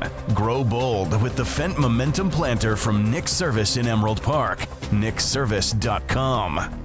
Another one bites the dust? What a weird saying. Are they swallowing the dust? And why is it so dusty in the first place? So many questions, but what I don't question is where I get my tires. When your vehicle needs the right tires, see your local Cooper Tire dealer. Your local Cooper Tire dealer carries Cooper Cobra Instinct tires. They bring your car to a shorter stop on wet roads and have decisive maneuvering and sporty performance. Dust yourself off and ask your local Cooper Tire dealer about Cooper Cobra Instinct tires today. Get ready, Canada. The Saskatoon two-day auction is coming June 17th and 18th, and it's shaping up to be one for the record books. This is the largest agriculture auction in Western Canada, featuring over 80 combines, 100-plus headers, 30-plus ag tractors, 8 sprayers, and 60-plus truck tractors. You'll also find grain trailers, pickups, cars, SUVs, something for everyone. Extended yard viewing all weekend prior. This is a can't-miss event for farmers, dealers, and buyers. Download the RBA app or visit rbauction.com. Ritchie Brothers Saskatoon. Don't miss it. Get it hot, get it fast, Western Pizza. If your fridge could talk, what would it say? Hey, look at me. I'm a talking fridge. Okay. but what would it say about what's inside? Yikes! You've got some old deer sausage back here next to the moldy cauliflower. Your fridge would probably tell you to order Western Pizza. They've got their pizza down to perfection. Make sure you knock on me first. You might see the salad dressing. Western Pizza, dine in or takeout. Order today. Get it hot, get it fast. Western Pizza. Don't miss a minute of Sportscage. Podcasts are posted at sportscage.com. 620 CKRM. Rough Rider Foundation 50/50 is back again this year. There's early bird prizes to be won every game. You can get your tickets online at riders5050.ca. This week you have a chance to win a Calgary Stampede experience, which includes flights to Calgary, hotel, tickets to the Stampede Rodeo, the Chuck Wagons, the Grandstand Show, or you take $3,600 cash. Am I the only one that got the email yesterday about the kids' school supplies for next year? And why are school supplies through the roof? Like almost double what they were a couple of years. I get it, it's inflation, but wow. Notebooks and pencils? Double the cost? If you want to grab those tickets, riders5050.ca. It's Maz filling in for Barney today. Prairie Land Rentals text line is always open. We got something to say? What do you feel about the Rider injury situation so far? We haven't even played our second regular season game yet. 306-936-6262. Let's bring in Dave Thomas. Not only will he be covering Rider practice today, he showed up with bandages, crutches, wheelchairs, Band-Aids, you name it. The walking MASH unit, known as the Saskatchewan Roughriders. Dave, injuries, once again, the top story. Let's start there. Who's hurt and going to be out of the lineup for the Riders? Well, out of the lineup for a while, and now on the 6-game injured list is CJ Avery. He has a shoulder injury or bicep injury, so it's a long-term deal. He may get back for the end of the year, but CJ Avery was not on the practice field today. Kian Schaefer-Baker, not on the field either today. Now, apparently some have seen him on a scooter-type deal or on the sidelines, so it isn't a season-ending injury, and they're not going to rush him back, but it sounds like it could have been way worse than what it is. But again, it is going to be a while before he gets back onto the field. Also, we learned that Peyton Collins has a knee issue. He wasn't at practice. Thomas Bertrand-Houdon, he kind of got nicked up a little bit during the workout today, so he also didn't fully participate. However, the good news is that back on the field was AJ Ouellette. He basically took part in almost everything today, as did Roland Milligan Jr. So some solid signs there. Again, you never want to have anybody go down with injury, but that's kind of the status where it is. And I don't think it's the sky is falling type situation. It just seems that the bad luck continues, and it's kind of like year 5 as to, some of these, you feel for him, like you said, with Avery, if he may be done for the year. And like Don said, he watched him during the game. Did you see him playing with his injury? Because like that's what Don said, you could tell something was up. But if he gutted it out with a torn bicep or whatever it is, thank you, CJ Avery. Rider Nation appreciates what you were doing, man. That would have been incredibly painful. Well, you've heard the whole saying before, right? I'd run through a wall for someone. And that's what the Saskatchewan Roughriders in 2025 will be doing, whether it's for their head coach, whether it's for the player next to them, whether it's for themselves. The motivation is sensational among this group, and the willingness and, I don't want to say ability, but the willingness and the way that this team goes about saying that, hey, nothing is going to slow us down. There's a lot of intestinal fortitude with this group. Kadeem Carey was on the field for the Riders today at the indoor practice, correct? And if he was, how did he look? He was there. He took limited reps behind AJ Ouellette and Thomas Bertrand-Houdon, who were both on the field, of course. It's interesting is the Riders signed him, but Kadeem Carey has been signed to the practice roster, and he was very forthcoming after the fact. Hey, I know what my role is here. I'm coming in as a guy on the practice roster. I want to play football. I love the game of football. And Saskatchewan is the right fit for me, and I know that. So he's coming in to provide leadership. Obviously, he can run the football as well, and he's got to soak up some of the playbook as well. So he just arrived yesterday, so his reps were limited, but that's what you'd expect from somebody that's on the practice roster, and that was very front and center and clear. Coach Mason addressed it. he addressed it in Kadeem Carey himself, saying, hey, I'm on the practice roster. I've got to earn a roster spot. And right now, the running back room is pretty full. With Keaton Schaefer-Baker going on the 6-game injured list, Keyshawn Johnson and Sam Ellis, I think it's safe to say, are two of our, if not two, best receivers on this roster. But you've got to know, even with Hamilton's young defense, they're going to key in on that. Other guys have to step up because they're going to need to spread the ball around. That means Mitch Picton. That means Del Duncan Busby. That means Donnie Myers. Like, everybody is going to have to go. You can't just go to Emilus every play or Keyshawn Johnson because it'll make it too easy for Hamilton. Well, you're right. But again, as Coach Mace will say, and again, I love using his terms because they're motivating, and the fact that the standard is the standard. They have established, here is the standard that you need to play. And he talked about it with Kadeem Carey yesterday, right? When he said, when we brought him in, we wanted to raise our floor, right? So that's what he's looking at doing. And with the receiving core, like, I don't think that, you know what, it's a blow not having Keaton Schaefer-Baker there. You could hear it when I spoke with Trevor Harris today, for example. You could hear in his voice that, he's concerned that, this is one of the top receivers in the Canadian Football League, and they're going to be without him for a while.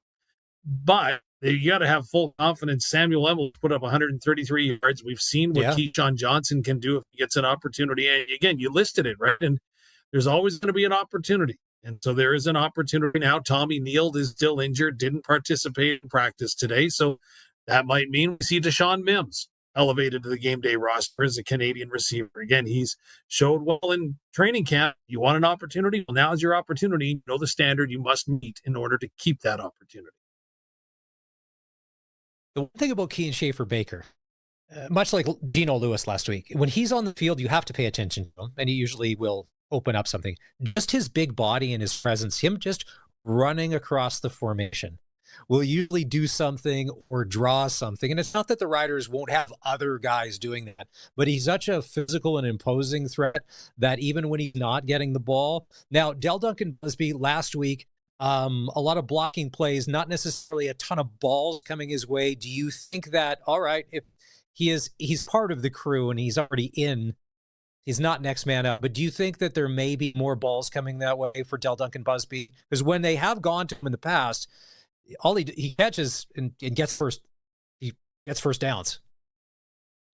Well, and that's just that's the beauty of the offense, really, the way that it is built. It is built upon progressions and reads. And I would submit that Trevor Harris, one of the best in the business at making a pre-snap read, has a pretty good idea where that football is going to go. And if you look at the numbers from last week, he actually had the quickest release time in the entire Canadian Football League. Don't tell him I said that. We want to keep it on down low. But in saying that, he'll understand where the defense is and what will be vulnerable, and then he'll attack that. And maybe this week it's going to be Del Duncan Busby has a big game. That's perfectly fine because you've got players that are capable of doing that. Last week, it just happened to be Samuel Emilus, who had a favorable matchup and some opportunities to go ahead and capitalize on situations that presented themselves. So, again, do you have faith? Absolutely. You have to have faith in the receiving corps that's been assembled, and you know that every guy is going to have his day in that room. It's just, are you ready for the day when it is your day? If we flip back to defense, CJ Avery is going to be out. Is this where an Antoine Brooks Jr. may fill that spot on defense, taking the place of Avery? Absolutely. It's a possibility, but A.J. Allen was there, right there, all the way through camp. He had a sensational year last year, so maybe he gets more defensive reps. Of course, when you look at his special teams work, he seems worthy of making that progression into a bigger role in the defense. And who can forget the big interception that he had against BC last year? So he obviously knows how to play the spot. Yes, will this team miss CJ Avery? Of course they will. He's an amazing athlete. But at the end of it all, the depth has been created by Jeremy O'Day, Kyle Carson, the entire football ops team to make sure that they can weather this storm, because you're not going to get through an 18-game schedule clean. Unfortunately for the Riders, it's just started off a little too early for most people's comfortability.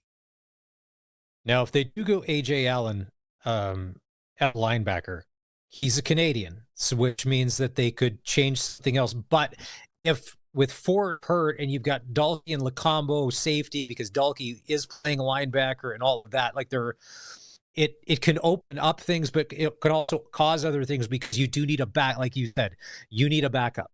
Like the Tavon Campbell works because Kerfe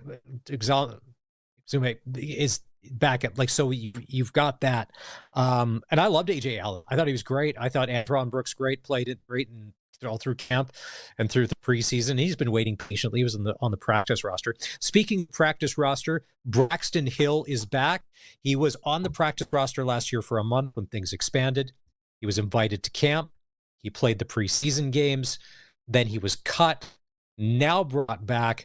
We saw this with Fry. Did you see anything about him that maybe is like pep and step, second chance, something's changed? It was taken away, but now it's back. I tried to kind of get a read on his demeanor, and it was very much like Noah Zare up in Saskatoon. Noah was, of course, released and came back a few days later, and it's very much just a workmanlike attitude. Like, hey, I missed you guys. I'm here. Let's get back to work. And there doesn't seem to be any animosity. Everything has been done respectfully, right? So once you've gone ahead and fostered those relationships, you can go ahead and go back on those relationships, right? So again, there's a big opportunity. Like one guy we haven't talked about is Malik Straker, and he's done a terrific job as well, right? A 4th-round pick last year of the Riders who made the team and in his second year out of Arkansas State. So he too is a guy that could factor in as Aubrey Miller Jr. as well in that linebacking core. So there's options. And when your backs aren't against the wall, right? Last week, Ottawa had their backs against the wall a little bit when it came to the ratio. The Roughriders are nowhere near that right now, which is a very big positive. The trip to Hamilton this week, it'll be a big test because I think Hamilton, it's a home game, a home opener. I think they're probably going to play better than they did against the Stamps because it's another week under the belt. Darian Durant said yesterday he smells blood in the water with Hamilton. The Riders are going to be all over this, and he's expecting big things when they go on the road. All right, let's take a break. When we come back, you had a chance to catch up with our quarterback, Trevor Harris. We'll get into that conversation and a little more. This is the Sportscage. If you're checking out our stream, make sure you hit the like and subscribe button if you're watching on YouTube. So whenever we do start a new stream, whether it be Rider Football or Sportscage, automatically you're going to get flagged and you're going to be able to hop in when we get started. And we're also on the home. We still do it on the radio, old school, like on the home of the Saskatchewan Roughriders, 620 CKRM. The 17th Annual Jazz Fest Regina 2025 is June 19th to 24th. Welcome summer fun of 6 days and nights with several headliner concerts featuring Shuffle Demons, Anthony D'Alessandro Quintet featuring Benny Benac III, Rhythm and Blues Review, the Ted Warren Sextet, the Christine Jansen Quartet, and the Lorraine DeMarie Trio. Plus, Sunday, June 22nd, the Jazz Brunch with the U of R 50th Anniversary Alumni All-Star Big Band and Multicultural Day to follow. Tickets at jazzfestregina.ca. You know them as TM Auctions, but Terry McDougall and Tam Kostanek would like to introduce their new name, McBids. Now known as McBids, they will continue to proudly serve Saskatchewan. With over 50 years combined experience in the auction and appraisal industry, experience, trust, and transparency are words they live by, and they will continue to do so as they invite you to join them as they continue their journey as McBids. Give them a call at 306-262-6327 or visit McBids.ca. McBids, same trusted team, bold new brand. With summer on the horizon, you're going to need somewhere to have family gatherings, fire up the barbecue, a place for the kids to play, get the dogs outside. There's nothing better than hanging out on the deck. Get decked out with the best deck around with the deck sale at Freeze Tallman. Get 15% off composite decking, only purchased through Freeze Tallman. Then sip, talk, and bake in the sun. That's what summers were made for. Visit freezetallman.com or see them in Regina or Fort Capel. Freeze Tallman. Let's get you building. You hungry? I could eat. You want the usual? Mm-hmm. What else is there to talk about? Palliser Direct Online Hail Insurance. It's that easy.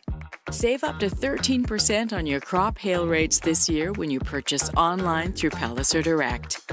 Insurance has never been easier. Visit PalliserInsurance.com anytime, anywhere. Step on it. Those coppers are gaining on us. What? Who tipped them off? Beats me. Nobody knew we were robbing the flooring store today. Freeze! Get them up. Where's the flooring? It's in the trunk. Right on. 70s cop shows knew how important good flooring was. Flooring Superstore knows it too. They've got it all, from vinyl plank, vinyl tile, hardwood, laminate, and everything in between. Book 'em, boys. Quality floor covering at the best price. Flooring Superstore Regina.ca. You stand there, hands on your hips, tears brimming while you stare at that beautiful lawn. No one understands the physical toll it takes to make your lawn this stunning except you and Ibarasa & Sons. Ibarasa and Toro have your back, literally. Toro's patented My Ride suspension features a floating rear seat and front shocks that take all the bumps so you don't. Don't wait for the grass to turn green. See the 2025 Toro lineup at Ibarasa.com before they sell out. Ibarasa.com.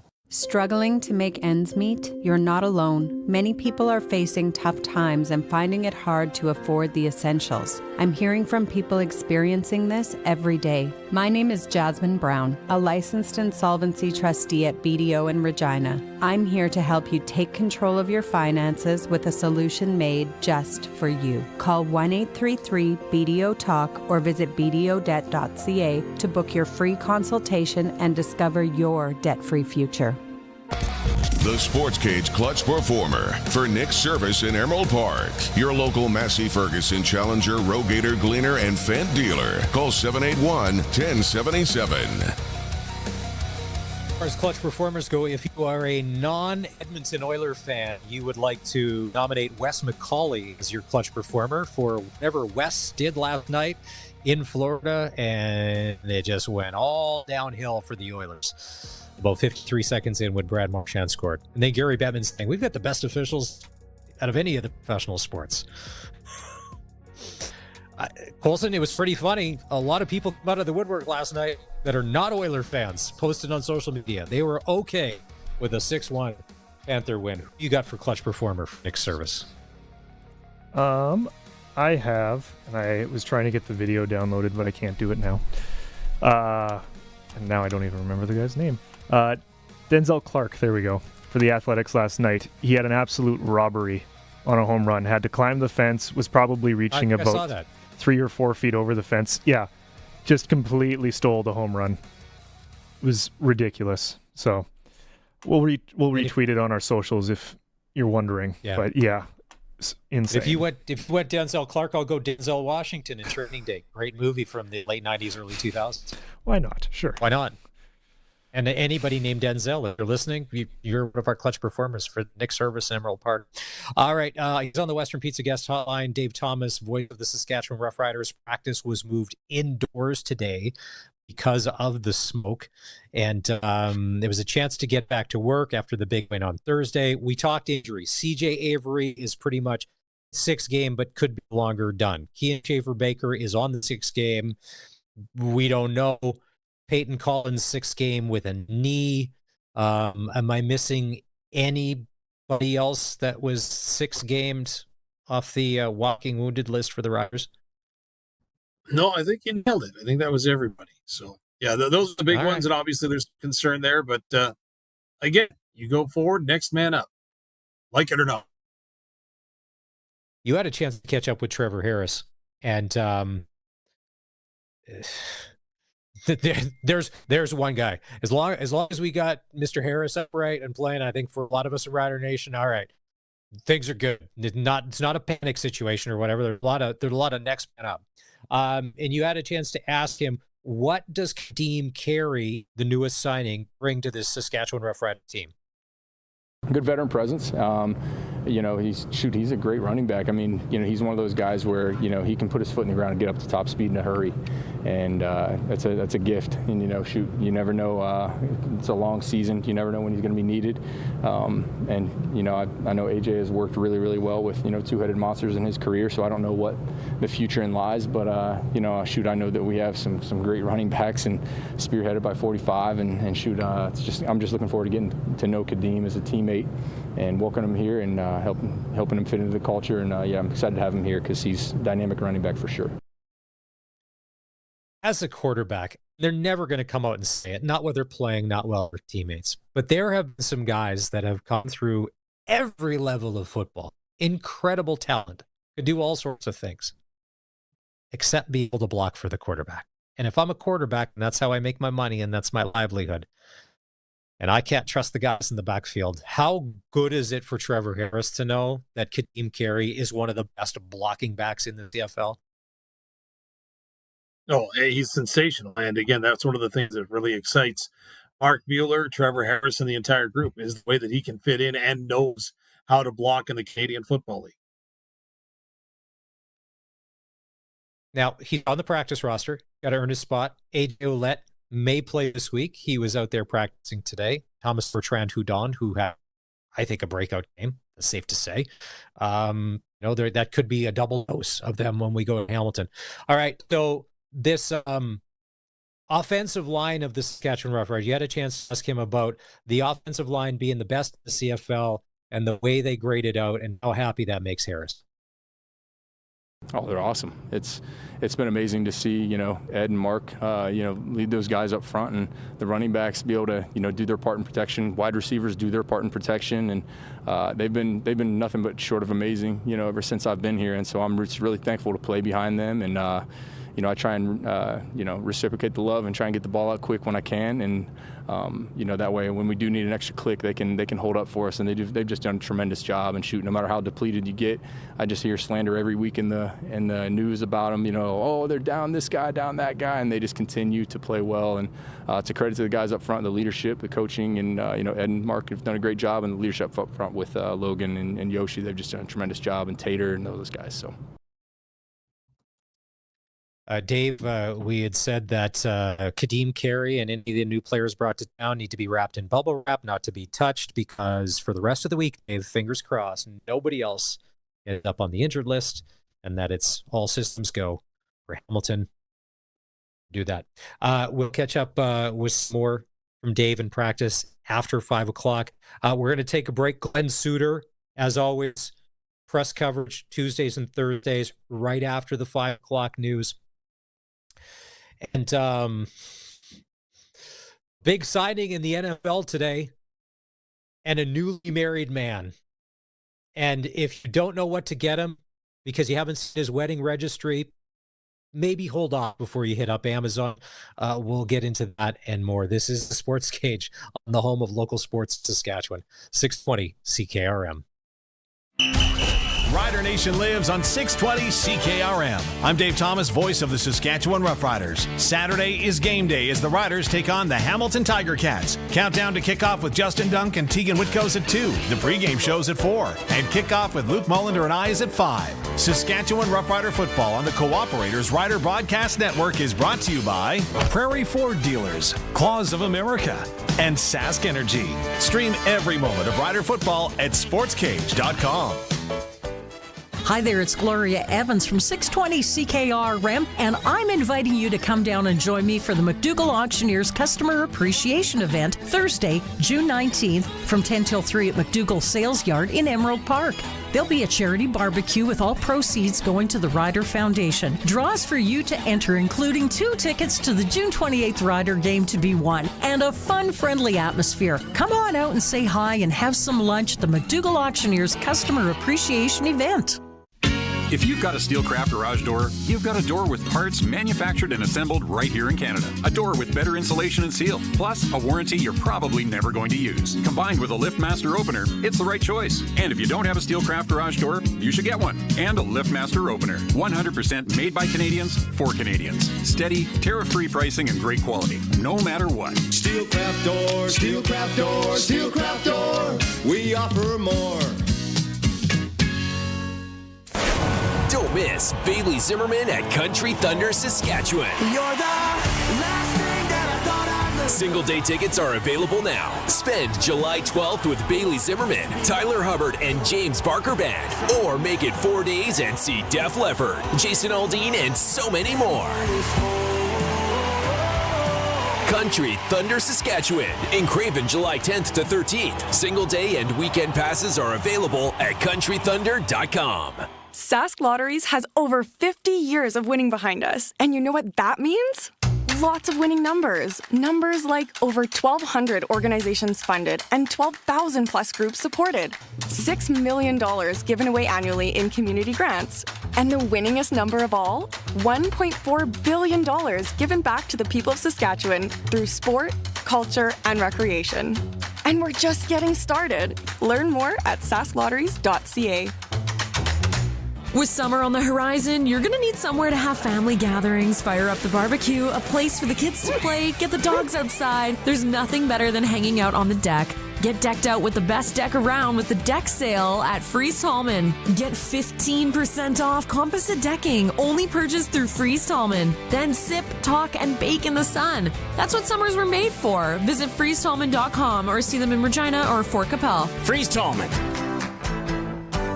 Let's get you building. The ball is snapped. He scans the field. He's going deep. What a play!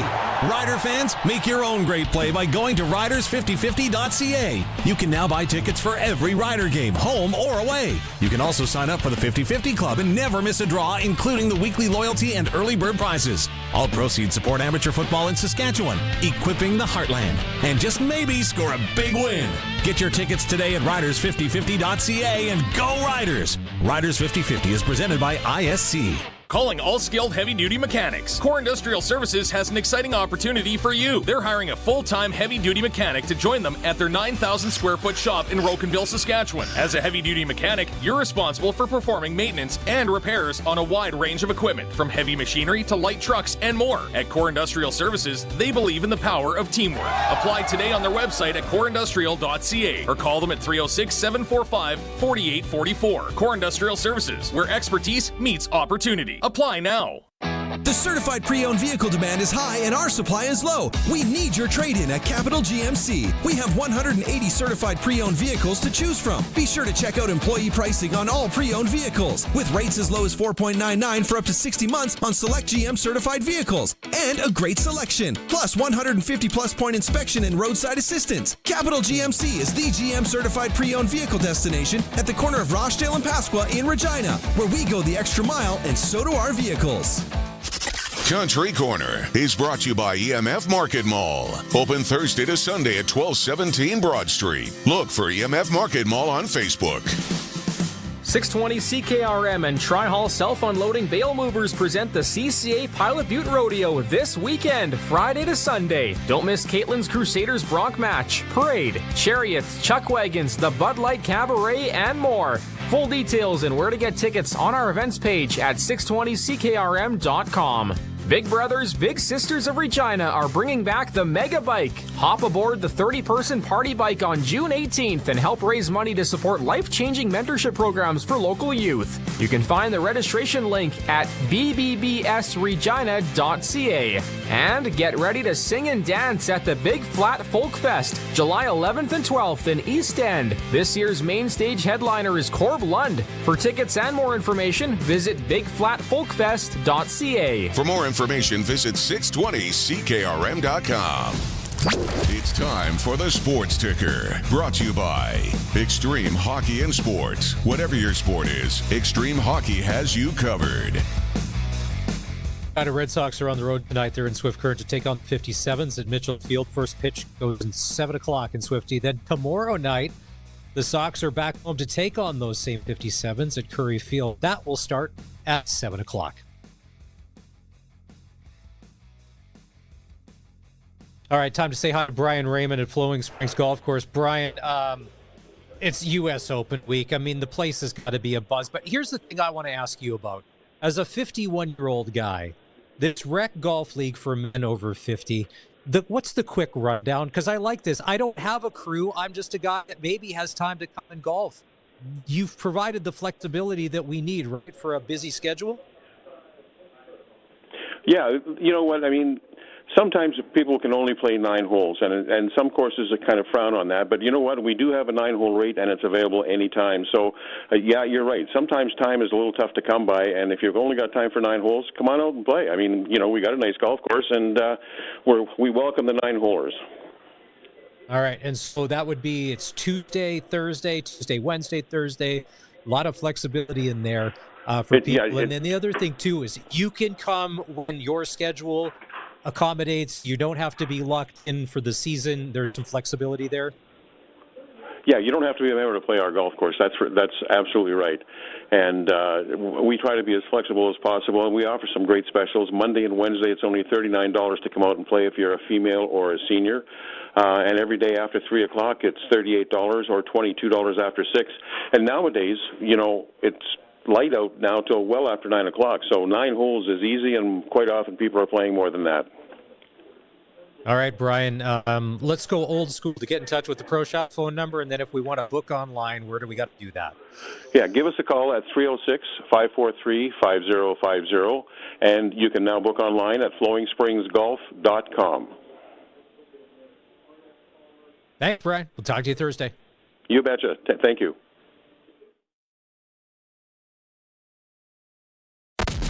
We are the voice of Saskatchewan. 620 CKRM Regina, a Harvard media station.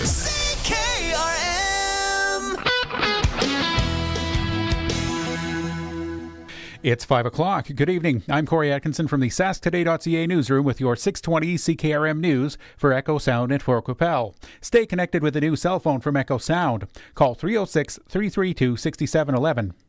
The head of the Saskatchewan Public Safety Agency says it will start immediately addressing a backlog of calls from wildfire evacuees.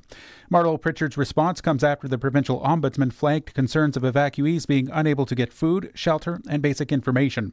Pritchard says those with more pressing issues will be helped first. It was a chaotic couple of days, but now that the situation on the response is stabilizing, and we are able to reassign staff and upscale some of those support mechanisms, we're going to absolutely address the backlog of calls for those individuals that have gone to family and friends. Pritchard says about 10,000 people in Saskatchewan remain out of their homes due to wildfires. The City of Regina has named its top earners for 2024. City Manager Nikki Anderson earned the most, taking home just over $317,000. She was the only city worker to make over $300,000. Regina Police Chief Farouk Sheikh had the second highest salary at about $273,000. Both Anderson and Sheikh are currently away from their jobs. Other top earners include deputy city managers, police staff, and the fire chief. In total, city staff made up 46% of Regina's spending for the year.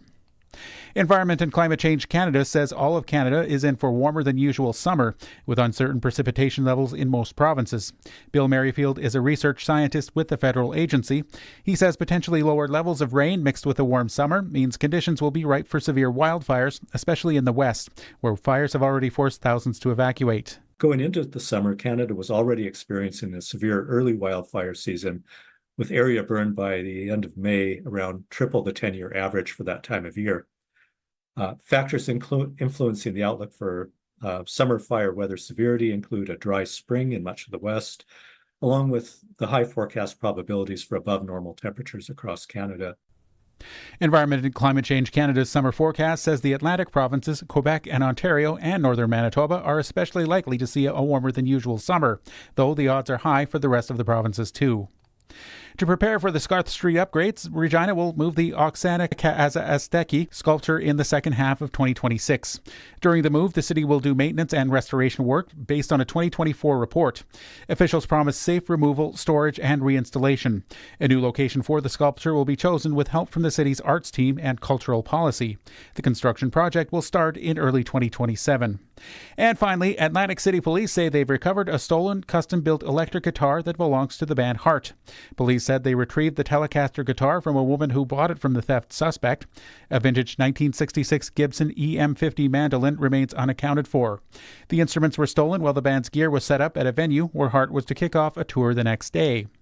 That is your 620 CKRM News. Read more stories from around your community and around the province at sasktoday.ca and 620ckrm.com. Your weather is next. Let's get out on the water. Now is the best time of year to buy a boat or pontoon at Kevin's Marine. Cast a line in a Lund fishing boat. Take the family out on a Four Winds boat or head out on a pontoon by Harris or Crest, powered by Mercury Motors at the lowest prices of the year. There are manufacturer's rebates, dealer discounts, and low payment financing on a great selection of boats and pontoons, plus Shoremaster aluminum docks and lifts. Kevin's Marine in Fort Capel. Enjoy your summer. Get out on the water. Stop by or shop online at kevinsmarine.com. Way to go, Travis Kelce. I mean, son. As fun as it is watching your 5-year-old run the wrong way or pick dandelions on the football field, what if I told you you could watch your favorite sports or shows on the go anywhere? Well, you can with MaxStream TV from EchoSound, your SaskTel authorized dealer. Take MaxStream anywhere you go. Oh, wrong way, buddy. MaxStream and great internet plans available at EchoSound, your SaskTel authorized dealer in Fort Capel, echosound.ca. Your 620 CKRM weather forecast is brought to you by Line-X Regina. Serious protection, killer looks, 1865 McCarra Street. And Croft Electric, 27 years of trusted, reliable home, farm, and commercial service for all your electrical needs. CroftElectric.com and on all socials. Now, here's your precision weather forecast. The air quality alert in effect as the smoke will clear out a little bit for tomorrow, but for tonight and at least a good portion tomorrow, we've got areas of more dense smoke being replaced by more of a smoke and haze filter over the otherwise partly sunny sky for the day tomorrow. 9 degrees our low tonight, 22 is the high on Wednesday. Partly cloudy sky Wednesday, we're back down to 9, and Thursday partly sunny, 22. So that's a pretty consistent part of the forecast. There is that slight chance of a shower Wednesday afternoon. There is a slight chance of a shower again Thursday night. Looking at about a 20% chance either period. Not much change from that shower threat. We're still partly sunny on Friday, still 22, and still likely dry. But we bring in again nighttime hours, Friday night, and then Saturday night too for some showers. Daytime's slight risk. Not much better at night, but night is the best chance. Temperature 25 Saturday. With your 620 CKRM weather forecast, I'm Precision Weather meteorologist Phil Spivak. When you want the best for your truck, you want Line-X. Your truck has withstood the harshest elements Saskatchewan has thrown at it. Rocks, gravel, rain, sleet, and snow, and left with no chips, no rust. Line-X protective coating keeps your truck's bed liners, rocker panels, and bumpers looking like brand new. Don't settle for Brand X. Go with Line-X. It's serious protection. Come see why everybody loves taking their truck to Line-X Regina for their rocker panels, bumpers, and more. Line-X, make your truck complete. 1865 McCarra Street. He's at it again. Matt's sharpening his pencil to save you money at Matt's Furniture. Now till June 25th, save on the largest capacity French door refrigerators with Whirlpool. Get the 36-inch French door refrigerator with interior filtered water dispenser for just $18.99. Or upgrade with the ice maker for $2,099. Check out the Whirlpool 47 dBA dishwasher with third rack for just $8.99. And see the selection of Whirlpool microwaves and electric ranges. Matt's Furniture in Fort Capel, Kamsack, Melville, and Foam Lake. Or online at mattsfurniture.ca. Broadcasting from Century Studios in downtown Regina, Harvard Media presents The Sportscage, where Saskatchewan comes to talk local sports. Brought to you by Sask Lotteries, bringing communities together. Sask Lottery products fund over 12,000 sports, culture, and recreation groups across Saskatchewan. Be part of the show. Call 1-866-767-0620 or text 306-936-6262. The Sportscage. Streaming at sportscage.com, our YouTube channel, and on the radio at 620 CKRM. Our Saskatchewan Roughriders are in Hamilton to take the Ticats. SaskTel pick the scores back for another season. Tell us who you think is going to win. And text it to us along with your first and last name, 306-936-6262. Not only could you win tickets to an upcoming Rider game, but you could also win a $200 gift card to SaskTel. 306-936-6262.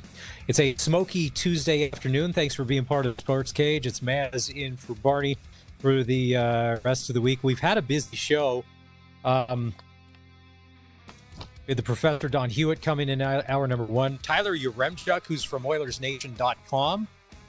He's actually in Fort Lauderdale, Florida. They decided to, normally they do a live stream every day in Edmonton. They cover the Oilers. They took the show on the road. So they're in Fort Lauderdale. They're set up at an Airbnb. We had a chance to chat with Tyler about what happened last night. After the first two games, was anybody expecting a 6-1 blowout? I don't think so. And then Arash talking about what he thought of week 1 in the CFL. If you missed any part of that, you can always go listen to or watch the podcast. The audio on Apple, Spotify, or you can watch the video on YouTube. All right, let's go out on the Western Pizza Guest Hotline. Let's bring him in for some press coverage. We're talking about Glenn Suter. Time now for press coverage with CFL and Saskatchewan Roughrider legend Glenn Suter on the Sportscage. Brought to you by Bronco Plumbing and Heating, where professional service is guaranteed. They'll treat you right. 781-2090. 1 week is in the books when it comes to the CFL regular season, and we're going to start this segment here, brought to you by Bronco Plumbing and Heating, with a Glenn Suter mea culpa. On the broadcast last week, Suits, the floor is yours. What did you want to rectify or correct? Yeah, it's Maz. We should be accountable. When things go a little sideways, and we expect the players. Yeah. Well, we expect the players and the coaches to, certainly, and management. So I think it's fair when a mistake is made, and it was a mistake made completely on my part.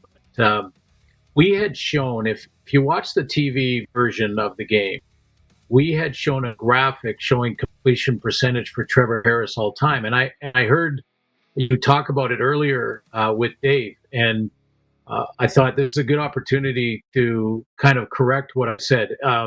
We showed the graphic. Cody Fajardo was on that graphic along with Ricky Ray and Trevor Harris. Those were the top 3 all-time completion percentage. So that was accurate. That was absolutely accurate. Yes. About 10 or 15 minutes later, without the graphic, I had just mentioned, because Trevor had thrown such an accurate pass, I had just mentioned again that Trevor Harris is second to Dave Dickinson in completion percentage. Well, if you remember back to 10 minutes earlier, we had shown a graphic that showed Ricky Ray. And, we had Ricky Ray and Cody Fajardo with Trevor up there. And now I'm saying Dave Dickinson was part of it, not on that graphic. So if anyone put that together and said, what is he talking about? Yeah, that was a mistake on my fault. What I meant to say was Trevor Harris is second at quarterback rating to Dave Dickinson all time. Dave Dickinson is number 1 all time. Trevor Harris is number 2 all time at quarterback rating. And quarterback rating encompasses, touchdowns, completion percentage, incompletions, interceptions. There's a formula there that the league office and Steve Daniels has, and he puts that together. So I had that information and mentioned that Dave Dickinson is number 1, Trevor Harris is number 2, and I said completion percentage. What I meant to say was quarterback rating. So, anyways, if you were dissecting the whole thing and said that didn't make sense because there was 2 other guys on that board that just showed, that's why full accountability. I fumbled that one. Suits, you'd make a bad politician because you want to be accountable. That's not a thing. Speaking of Dave Dickinson, I saw an interview with him last week. This is weird. He said he doesn't like watermelon, and I get it. Not everybody likes watermelon. He goes, that's why I hate the Riders. Okay, that's fine. He doesn't like hamburgers. He won't eat hamburgers, which I find odd because that is one of the general kind of universal foods. Everybody would kind of eat a hamburger at some point, but apparently he's an anti-hamburger guy. Yeah, I do get the watermelon thing. He's what would they eat in Calgary? Like, is that a chicken wing thing or something over there, or steaks? I guess. Yeah, you'd have the big steaks and stuff like that. But the hamburger thing I don't get because a hamburger you can create yourself. I mean, once you take the meat and the bun, the rest is completely your call. So completely up to you. Yeah. So that's a little surprising. I haven't heard many people say that was a problem food for them, but Dave is his own guy. So well, to each his own. That he is. So you were on the show on Friday. We talked Riders. We talked Red Blacks. So the rest of the weekend, and if we stay with Calgary 38, Hamilton 26. Hamilton played good in spots, but it wasn't a complete game. But Levi had some receivers dropping passes. Charleston Hughes said on the show last week, he thinks that the Calgary Stampeders are going to end up 5th place in the West Division. And after what I saw, I thought they're going to be the toughest 5th place team to play all year because it looks like they found a few balls. They got a few gamers on that roster outside big play VA. Yeah, they do. And, I think one of the big differences I noticed from that game was the fact that they were committed to the run, Maz. Like, not just running the ball, but Dedrick Mills was touching the football a ton, number one. But it seemed like it was always on first down. And that's something that they got away from. And, I saw the same with Hamilton, as a matter of fact, in the same game. Hamilton, with Scott Milenovich calling the plays, and I'll be in Hamilton, so I'm going to talk to Coach later on in the week, and I'll relay what I learned to listeners. But I think, Bo threw it 50 times. Now, they were behind on the scoreboard, but he threw it 50 times. So when you're only giving your running back the ball 8 times, and you're throwing it 50, you are really one-sided. You're right-handed, and that's it. There's nothing going the opposite way. There's nothing to hold the linebackers, and it can really become. I mean, you can put up some big yards and points, but you can also go the other way. It's kind of like hit and miss. But a run game sort of, solidifies everything. It brings your linemen involved. It allows them to dominate.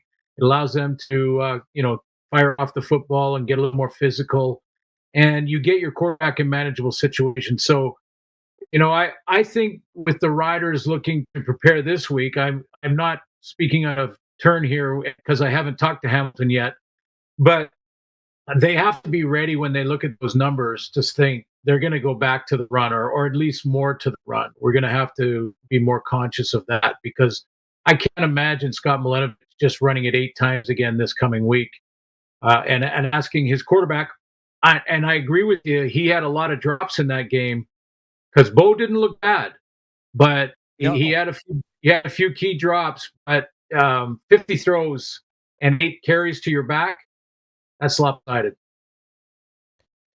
It is. The one thing about Milenovich, and he was never shy how he calls a game. Bo Levi Mitchell, he'll throw it up. He could throw 6 interceptions. So he'd be like, I'll throw 7 if I need to. The Riders gave up 400 yards to Ottawa. And here's the thing. Let's say that they got the drops out of the way last week, because even Kenny Lawler was dropping balls, and Kenny Lawler is not known for dropping many passes, but he dropped a few easy ones. Let's say they correct that. They're going to be pushing that Rider secondary. You've got CJ Avery out. He's on the 6-game list. Roland Milligan, practiced today. We hope he plays, but that Rider defense will look a little different. Bo's got a quick release. He doesn't get sacked a ton. It's going to be a challenge, Suits, and you know this. Darian said yesterday he smells blood in the water for the Riders because of Hamilton and that young defense, and they don't have a run game and all of that. But you know that Milenovich and Mitchell are going to be there, maybe a little more balanced, but you know that they're going to be slinging it probably 40 times. You'd think those are Bo numbers. Yeah, and they have the weapons. I mean, you mentioned Lawler, their receiving core, Tim White.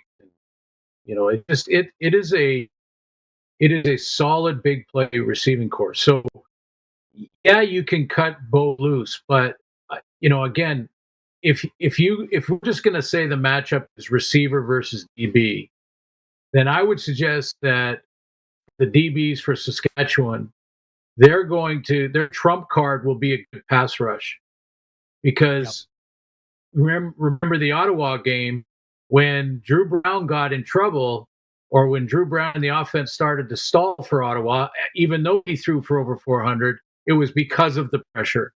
And I'm not saying that the DBs can't hold their own, because that's a good group. It's a really good group.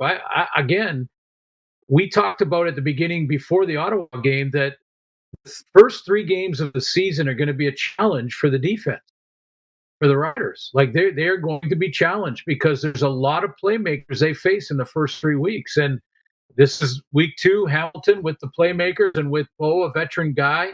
They've got to be on their P's and Q's. They can't give up free ones, and bus coverage, and they didn't. And I also thought Devon Campbell may have started a little slow, but I thought he really played well in the second half and sort of settled in, figuring out the angles again of the CFL field versus the NFL field.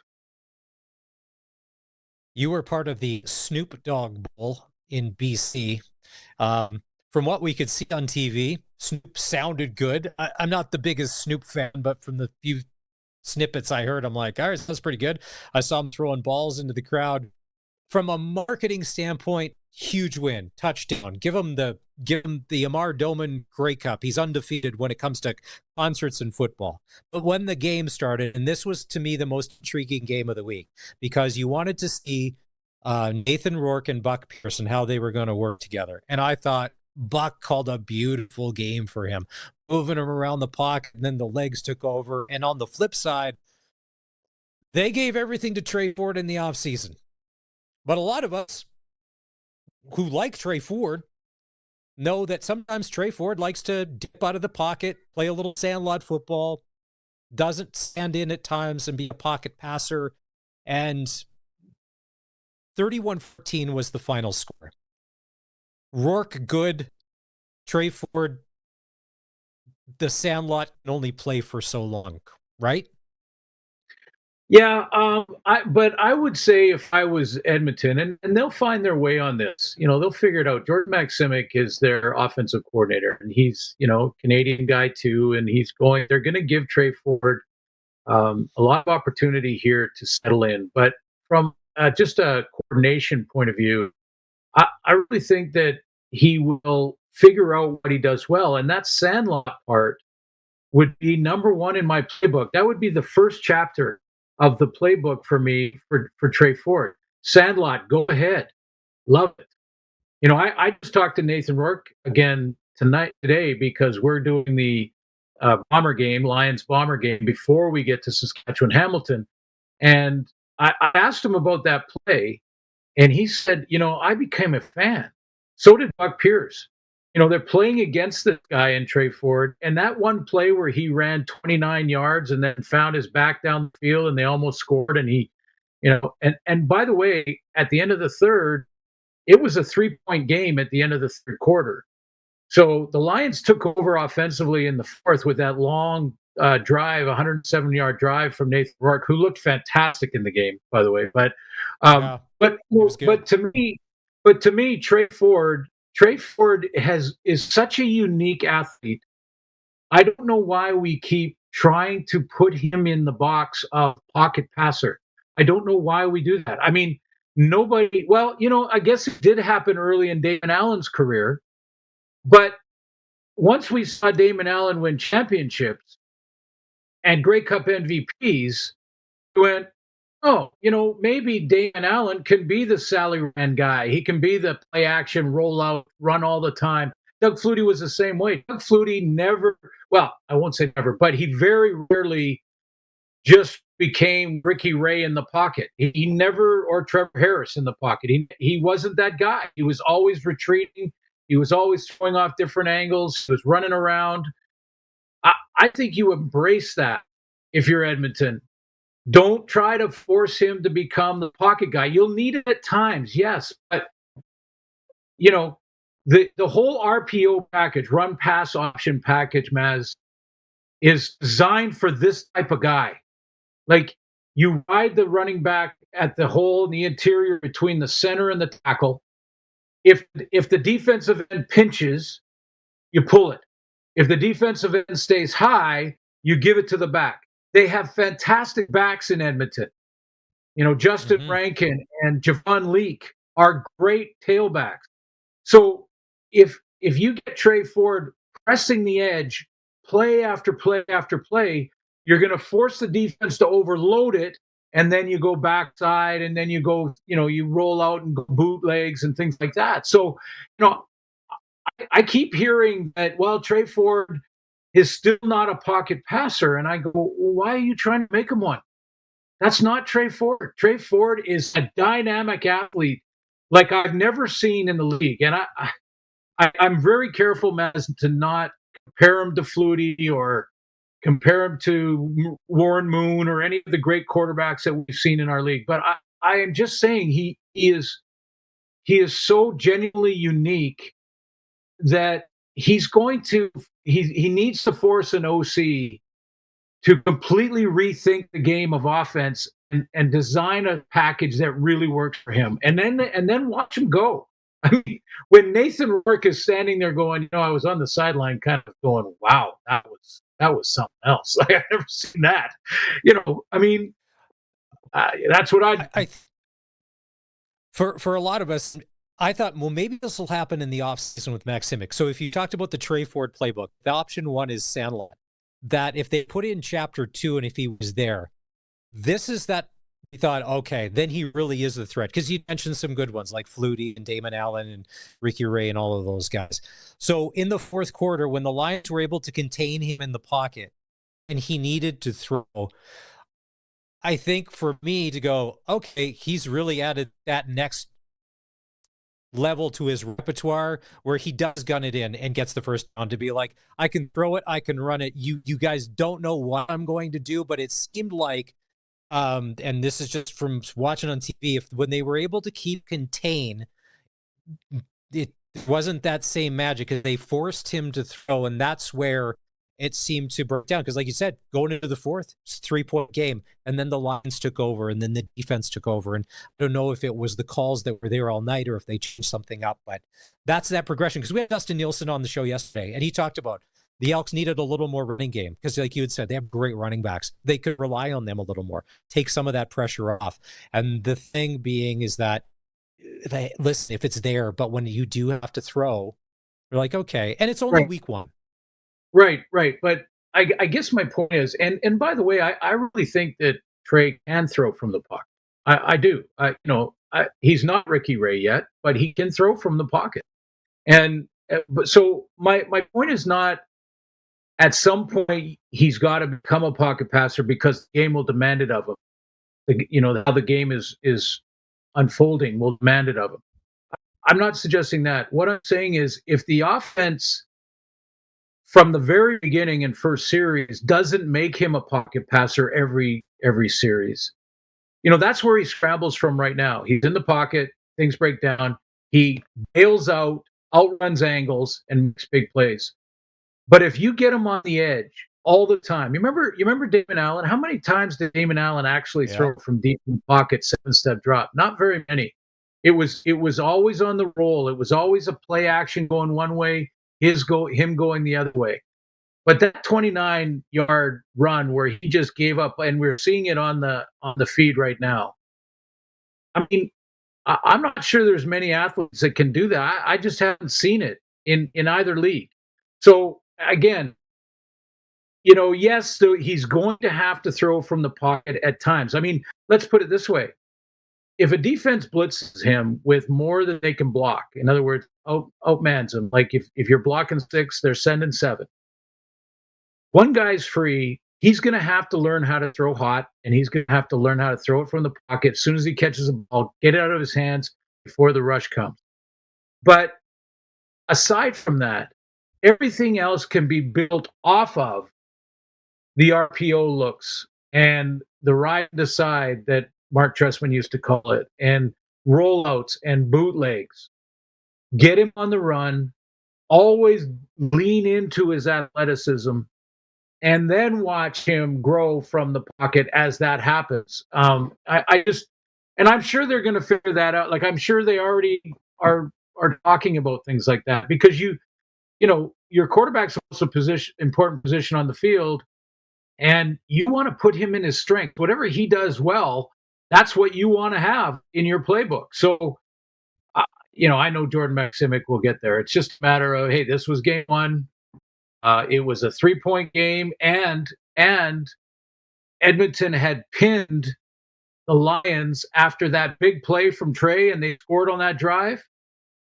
Edmonton had pinned the Lions on their own 3-yard line, and Nathan Rourke put together a 107-yard touchdown drive to take control of that game. So the Lions earned it, and we'll see week 2.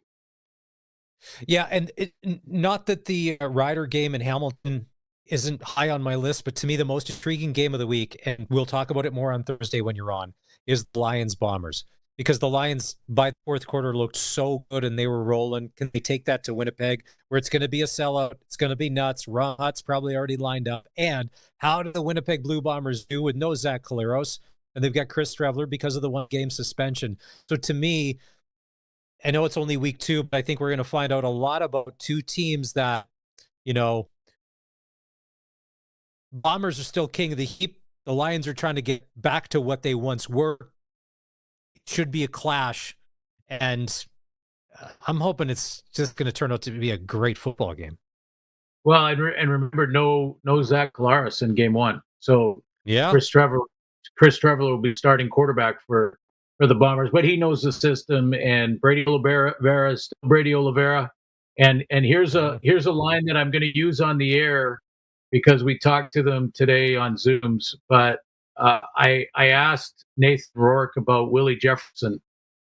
And I said, do you always kind of find out where he is? He said, Willie Jefferson, the older he gets, he doesn't get any smaller, because he's so big with such great reach, he can cause havoc. So you will see. Everyone's saying the Bombers are getting old. They had a bye in week 1, so they have, I think, a little bit of an edge. They've seen every team now, and the Lions haven't really seen them yet. So I think there's a bit of an edge there for the Bombers. But, yeah, that should be a good football game. All right. Suits does it. If you've never heard this segment before, or any of them that we've done over the years, Glenn Suter does not make predictions, but you can. SaskTel Pick the Score is back for another season of Rider football. Pick the score of the Rider game on Saturday against Hamilton.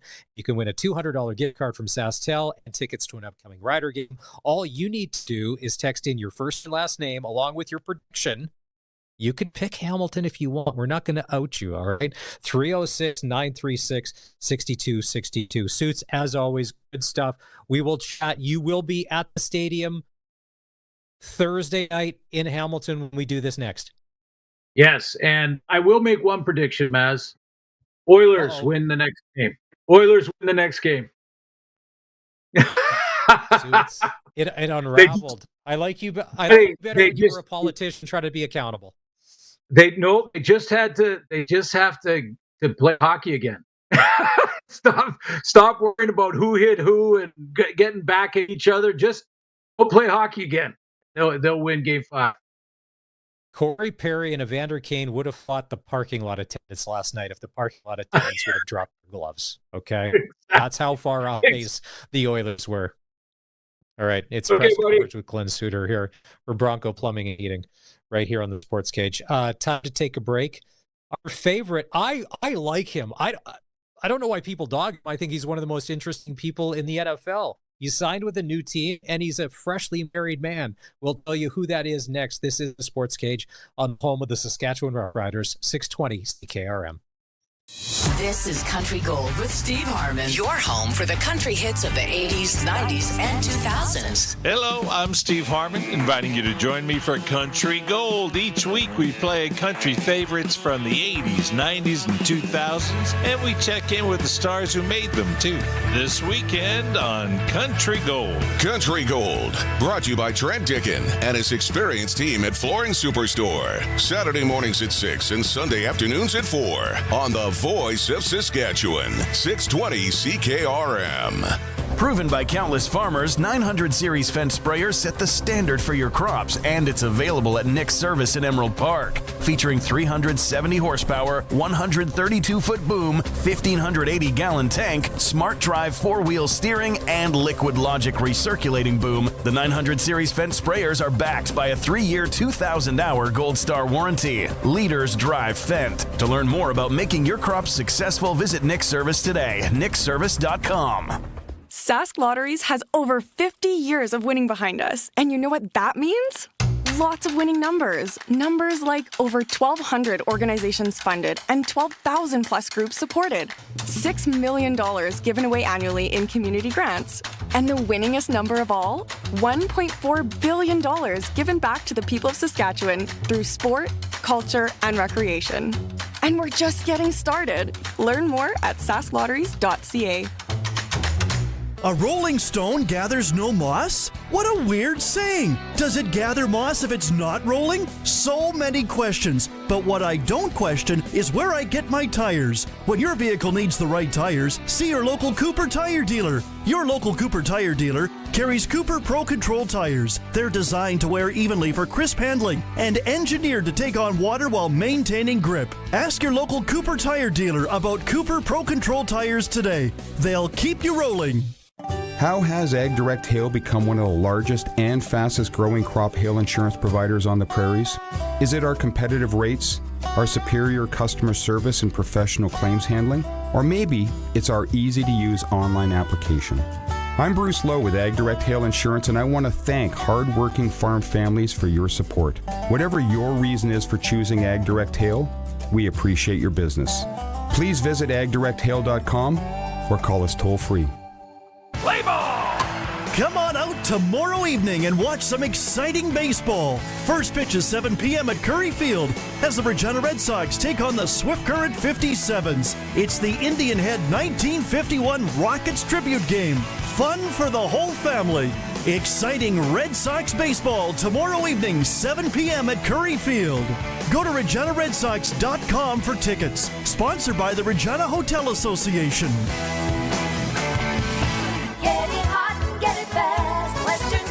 Dinner served. What's this? Pizza. Looks like cardboard. It is. Cut into a circle. What? Hope you're hungry. You wouldn't order cardboard for dinner, and that's not what you get when you order from Western Pizza. Think I'll order Western Pizza. They've got their pizza down to perfection. Western Pizza. Big on toppings, big on taste. Dine in or takeout. Order today. And get it hot and get it fast. Western Pizza. It's time for the Sports Ticker, brought to you by Steelcraft Doors Regina, made in Western Canada for Western Canadians. Last night, the Jays had a big 5-4 win in 10 innings with the St. Louis Cardinals. They're about to throw the first pitch. Jays in St. Louis. Game 2 of that series here was in about 9 minutes' time. Regina Red Sox are on the road tonight. They're in Swift Current to take on the 57s at Mitchell Field. First pitch there goes at 7 o'clock. Then tomorrow, back home at Curry Field, Swift Current will be here. Sportscage will be live starting tomorrow, 3 o'clock. Dave Thomas and myself in Curry Field. It's a special day tomorrow as they'll be honoring the team from India that made Saskatchewan and Canadian sports history. It's going to be an interesting show tomorrow. Looking forward to that. And that is your sports ticker here on 620 CKRM. All right. It was a busy day at Saskatchewan Roughrider practice. It was indoors at Affinity Place because of the forest fire smoke. They didn't practice outside. If you've missed the news, it's more bad news when it comes to the injury list. Peyton Collins, offensive line, started at left tackle last week. The blind side, first start as a pro. He's on the 6th game with a knee injury. CJ Avery has some sort of bicep issue. He's on the 6th game, and he could be out longer, Dave said. This may be a season-ending one. It's too bad. And he played through it. He got hurt. We're in the middle of the game, and he played through it. The bicep hanging off. And Kean Schaefer-Baker's been added to the 6-game injured list. Started the game last week. Didn't see it after half. Is this maybe he's back before 6? We don't know. We don't know the extent of it, but Kean Schaefer-Baker on the 6-game injured list. On the good news front, AJ Ouellette practicing today. Roland Milligan practicing today. Will they play in Hamilton? We don't know. Dean Carey signed as a practice roster player. And Coach Mace was very adamant saying, listen, he knows what he's in for. He's a practice roster player for the Saskatchewan Roughrider team, and he's 100% okay with that. Dave Thomas had a chance to ask Coach Mace about Carey being an insurance policy for AJ Ouellette. Nah, man, it's Kadeem Carey's available and he wants to be here to even come on the practice squad. I mean, we would be kind of silly. You know what I mean? It's just what it is. He's an excellent player. Had a great year last year, won a Grey Cup, had a great game in the Grey Cup. Wanted to be here, so we had space to do that. All right. He knows the assignment. Now, Thomas Bertrand-Hudon, who is on the roster, but he's Canadian, so he's going to be on the roster anyway. Do the Riders, because let's say Ouellette, looking good, feeling good, gets a start with a head injury. Now, they're saying upper body, but I think a lot of us that watch the replay again and again and again, he took a shot to the head. Let's say something happens early in the game and the Riders are down and we don't carry extra backs. We're not Edmonton. We don't carry 3. It's Thomas Bertrand-Hudon. You know, do you have Carey on the roster as insurance? As a crazed fan with a rooting interest that we're 1-0 and we could be 18-0 if it all worked out? Yes, have him there. You brought him in for a reason. It's insurance. You never know. But then that means what goes where. Now, with CJ Avery, we talked about this with CJ Avery coming off. Who takes that linebacker spot? Well, AJ Allen is Canadian and played pretty well, and he's a special teams demon. Anton Brooks Jr., if you're checking the transactions at CFL.ca, has been moved from the practice roster to the active roster. Now, does that mean that he will be on the active roster Saturday and Hamilton will be starting? We don't know, because you've got AJ Allen. So if you did do that, AJ Allen's there, you bring Carey on, but then here comes it. There's a lot happening. We'll probably find out more in the next few days of practice. So far, so good that Ouellette and Milligan were practicing. It's just the same old snake-bit Riders over these past 5 years where we've only played one football game, and the good old injury list is filling up. A question from the Prairieland Rentals text line. Yes, Jacob Brammer was back. Left tackle. Brammer was back. It was a one-game thing. The back spasms holding him out. He was back at practice today in his rightful spot. We mentioned this before the break. And Colson, I know you have strong feelings on this. I'm asking you to look at him through a different lens. You're an understanding person. When the Netflix show came out about Aaron Rodgers, what was it called? Enigma? You guys were all over me for liking it and him because he doesn't apologize. He's Aaron Rodgers. Yes, he's a weirdo, but he's a proud weirdo. He does ayahuasca. It's hard to get along with. But he's good. He can back it up with his play. He's won a Super Bowl. He is all of that. Aaron Rodgers is a changed man, Colson. Are you willing to give him a second chance? Before I go further with my story. The problem I've always had with Aaron Rodgers is he just feels like a drama queen. And I am the oldest kid in my family. I have dealt with more than enough drama in my life. I don't want to have to watch a quarterback doing all of these sideshow things as well. I will give Aaron Rodgers credit, like you said. He's won a Super Bowl, multiple MVP, amazing athlete, gets the job done. But at this point, especially, how old is he now? He's past 40, right? Is he 40? And can I address the drama queen thing? For the past year, you've been the head producer on the Sportscage. Yeah. You have had more than enough training dealing with drama queens day in and day out on this show. From the people that work it, from the guests we bring on, and everybody involved takes their turn wearing the tiara and the sash on stage. All right? Sometimes you just get called into action. Being trained to deal with drama queens and choosing to deal with them is two different things. Aaron Rodgers yesterday signed with the Pittsburgh Steelers. All right. Fresh lease on life, brand new team. What could possibly go wrong? And then today we find out in the press scrum, because there was pictures of him practicing, Aaron Rodgers is now a married man. Someone asked, is that a wedding? He said, yes. And you're married? He said, yes. They asked how long. He said about 2 months. I've never seen a picture of who he married. All I know is his exes, like Danica Patrick, don't have anything great to say. I think her quote was something about soul sucking, and he destroyed her life, and there's not a lot of positive there, but Aaron Rodgers is now a married man. So if you and I were to chip in and go on Amazon, what do we get Aaron Rodgers as a wedding gift? I mean, I just got married a year ago, and I've got 3 weddings to hit this summer. So kitchen items is usually number one on the list. But would Aaron Rodgers appreciate if we bought an autographed picture of Aaron Rodgers and sent it to him in a nice frame? That's all I'm saying. Something along those lines where it's about Aaron. It's always about Aaron. And this would show our support and love for Aaron. I'm sure Aaron would appreciate it. I don't know about his wife.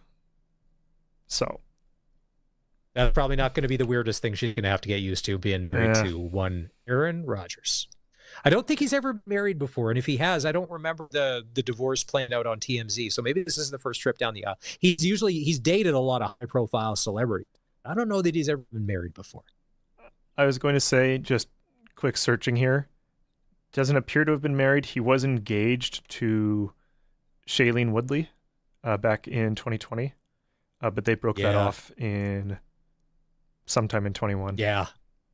Ooh, I'm sure she's happy. She's another one that come out and said, yeah, that was not a good time in her life when she dated that guy. So congratulations to Aaron Rodgers, a newly married man. And of these 3 weddings you have to go to this summer, when is the first one on the calendar for you? First one is July 5th, a bye week, thankfully. Okay. The second one is 2 weeks after that, not a bye week. So I think I'm actually missing most of that one because it's on the same day as a Rider game. And then the other one, I'm in it because it's my brother's and it's in October. So that one I'm not missing. Listen, as you know, when you get married in Saskatchewan, if you're not checking the football schedule, that's on you. That is not on the football club or any of the guests. All right? The first one's in Alberta, too. So the fact that they nailed the Rough Rider bye week, I'm like, you guys are doing the best so far. How'd you pull that off? But all right. Have you bought a gift yet? Speaking, it's 2025, and I know that the price of everything's gone through the inflation. What kind of price range are you in for buying a wedding gift these days? Between $100 and $200? Is that? I haven't been invited to a wedding in a long time. I've been invited to a lot of things. It varies per person depending on their taste. I would say you're not finding a lot of gifts lower than $50, and don't be surprised if you're spending $100. I know a lot of people, especially families, that are doing groups. So, hey, here's this kitchen appliance that goes for $500, $600 from like the 10 of us, right? So nice. And then you just let mom and dad pay for it, and then you never pay them back, but then it looks good. You signed the card. Beautiful. That's a Colson Schultz special, wedding special right there. All right, time to take a break. Let's see. Final segment coming back. It's been a busy show. There's been lots going on. Still time for you to get in on the SaskTel Pick Score, 306-936-6262. Ticats and Riders on Saturday. What's going to happen? A prediction, first name, last name, and the score. You have a chance to win not only Rider tickets, but a $200 SaskTel gift card. This is the Sports Cage on the home of the Saskatchewan Roughriders, 620 CKRM. Summers in Saskatchewan can get toasty. Be ready with a new Bryant air conditioner from Bronco Plumbing, Heating, and Cooling. Bronco's Bryant air conditioners are tariff-free and in stock. When Bronco installs your new Bryant air conditioner, they'll only send qualified, courteous, professional tradespeople who will do the job right, including the cleanup. For a tariff-free Bryant air conditioner, call Bronco Plumbing, Heating, and Cooling, 781-2090, or visit broncoplumbing.com. They'll treat you right. Burning the candle at both ends? What a weird saying. What if there's no wick at the bottom end? So many questions. But what I don't question is where I get my tires. When your vehicle needs the right tires, see your local Cooper tire dealer. Your local Cooper tire dealer carries Cooper, Discoverer Road, and Trail AT tires. They have a durable tread that helps resist cutting, cracking, and tearing that occurs on rough trails. Ask your local Cooper tire dealer about Cooper, Discoverer Road, and Trail AT tires today. So since that little ding on my car last week, I don't know where to take it. I don't even know. That's easy. Take it to Regina Motor Products. Who said that? I did. Down here, I'm Terry the Tire. Regina Motor Products Chevrolet Collision Center and SGI accredited auto body repair is a full-service collision and body shop that works on all makes and models. Just submit your claim to SGI and set an appointment to get your appraisal done. Easy. I bet you're tired after saying all that.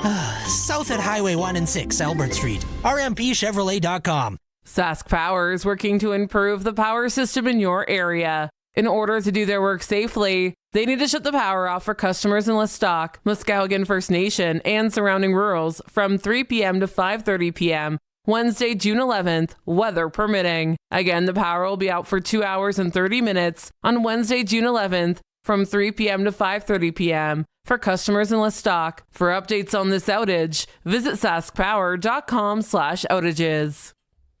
The ball is snapped. He scans the field. He's going deep. What a play!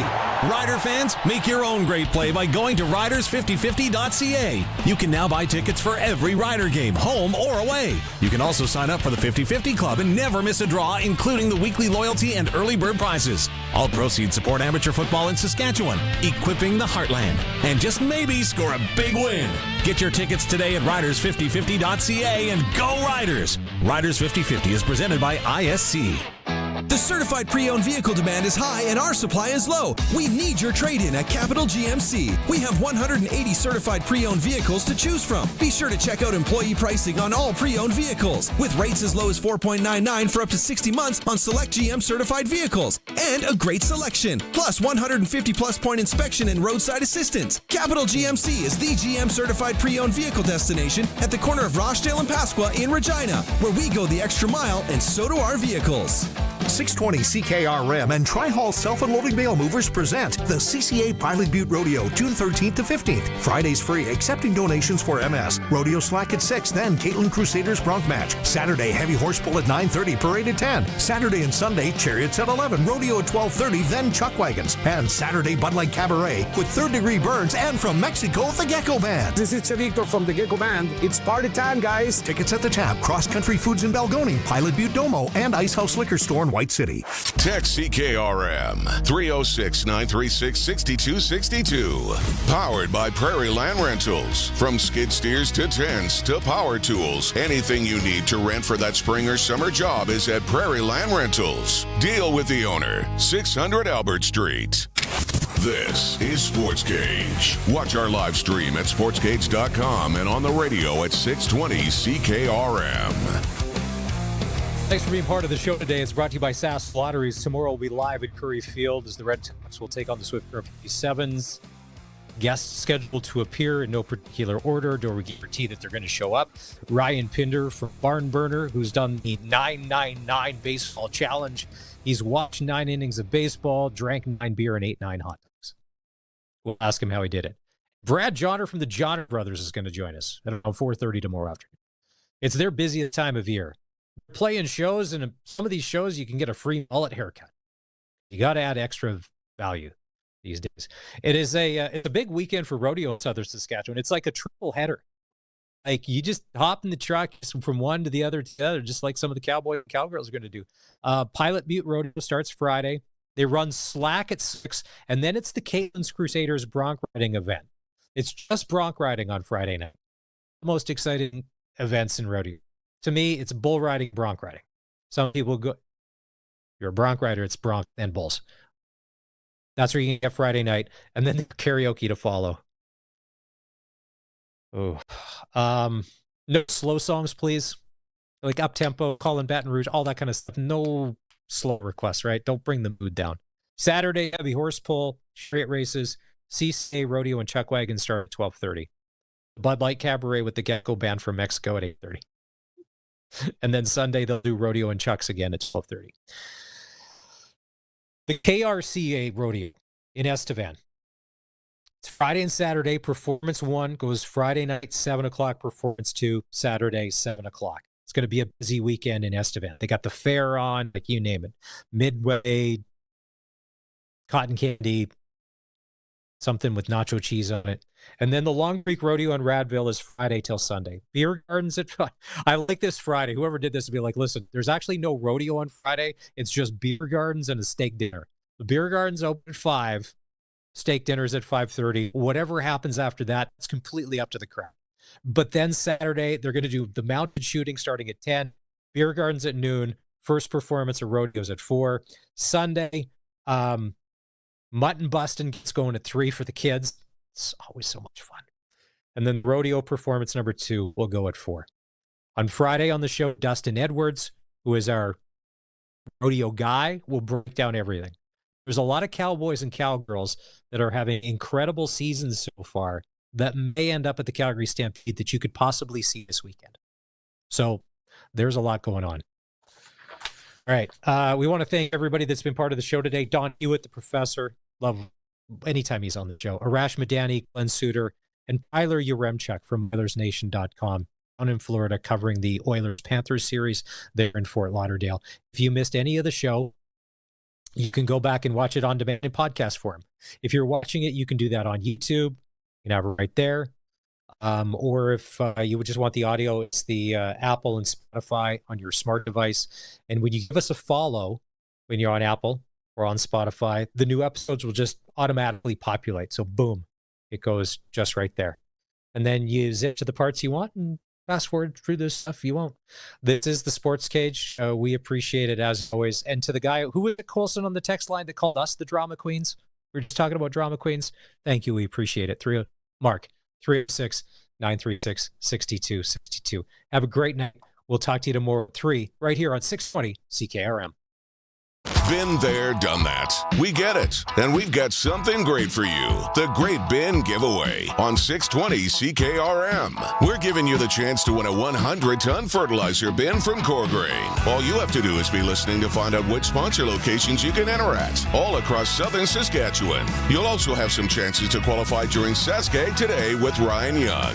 The grand prize draw will take place at Ag in Motion this July. Don't miss out on your chance to have a shot at the Great Bin Giveaway. Brought to you by Ag Direct Hail Insurance, Zipperlock Building Company, McDougall Auctioneers, Redvers Agricultural Supply, and 620 CKRM. If you love cars and you're on the prowl, or even if you're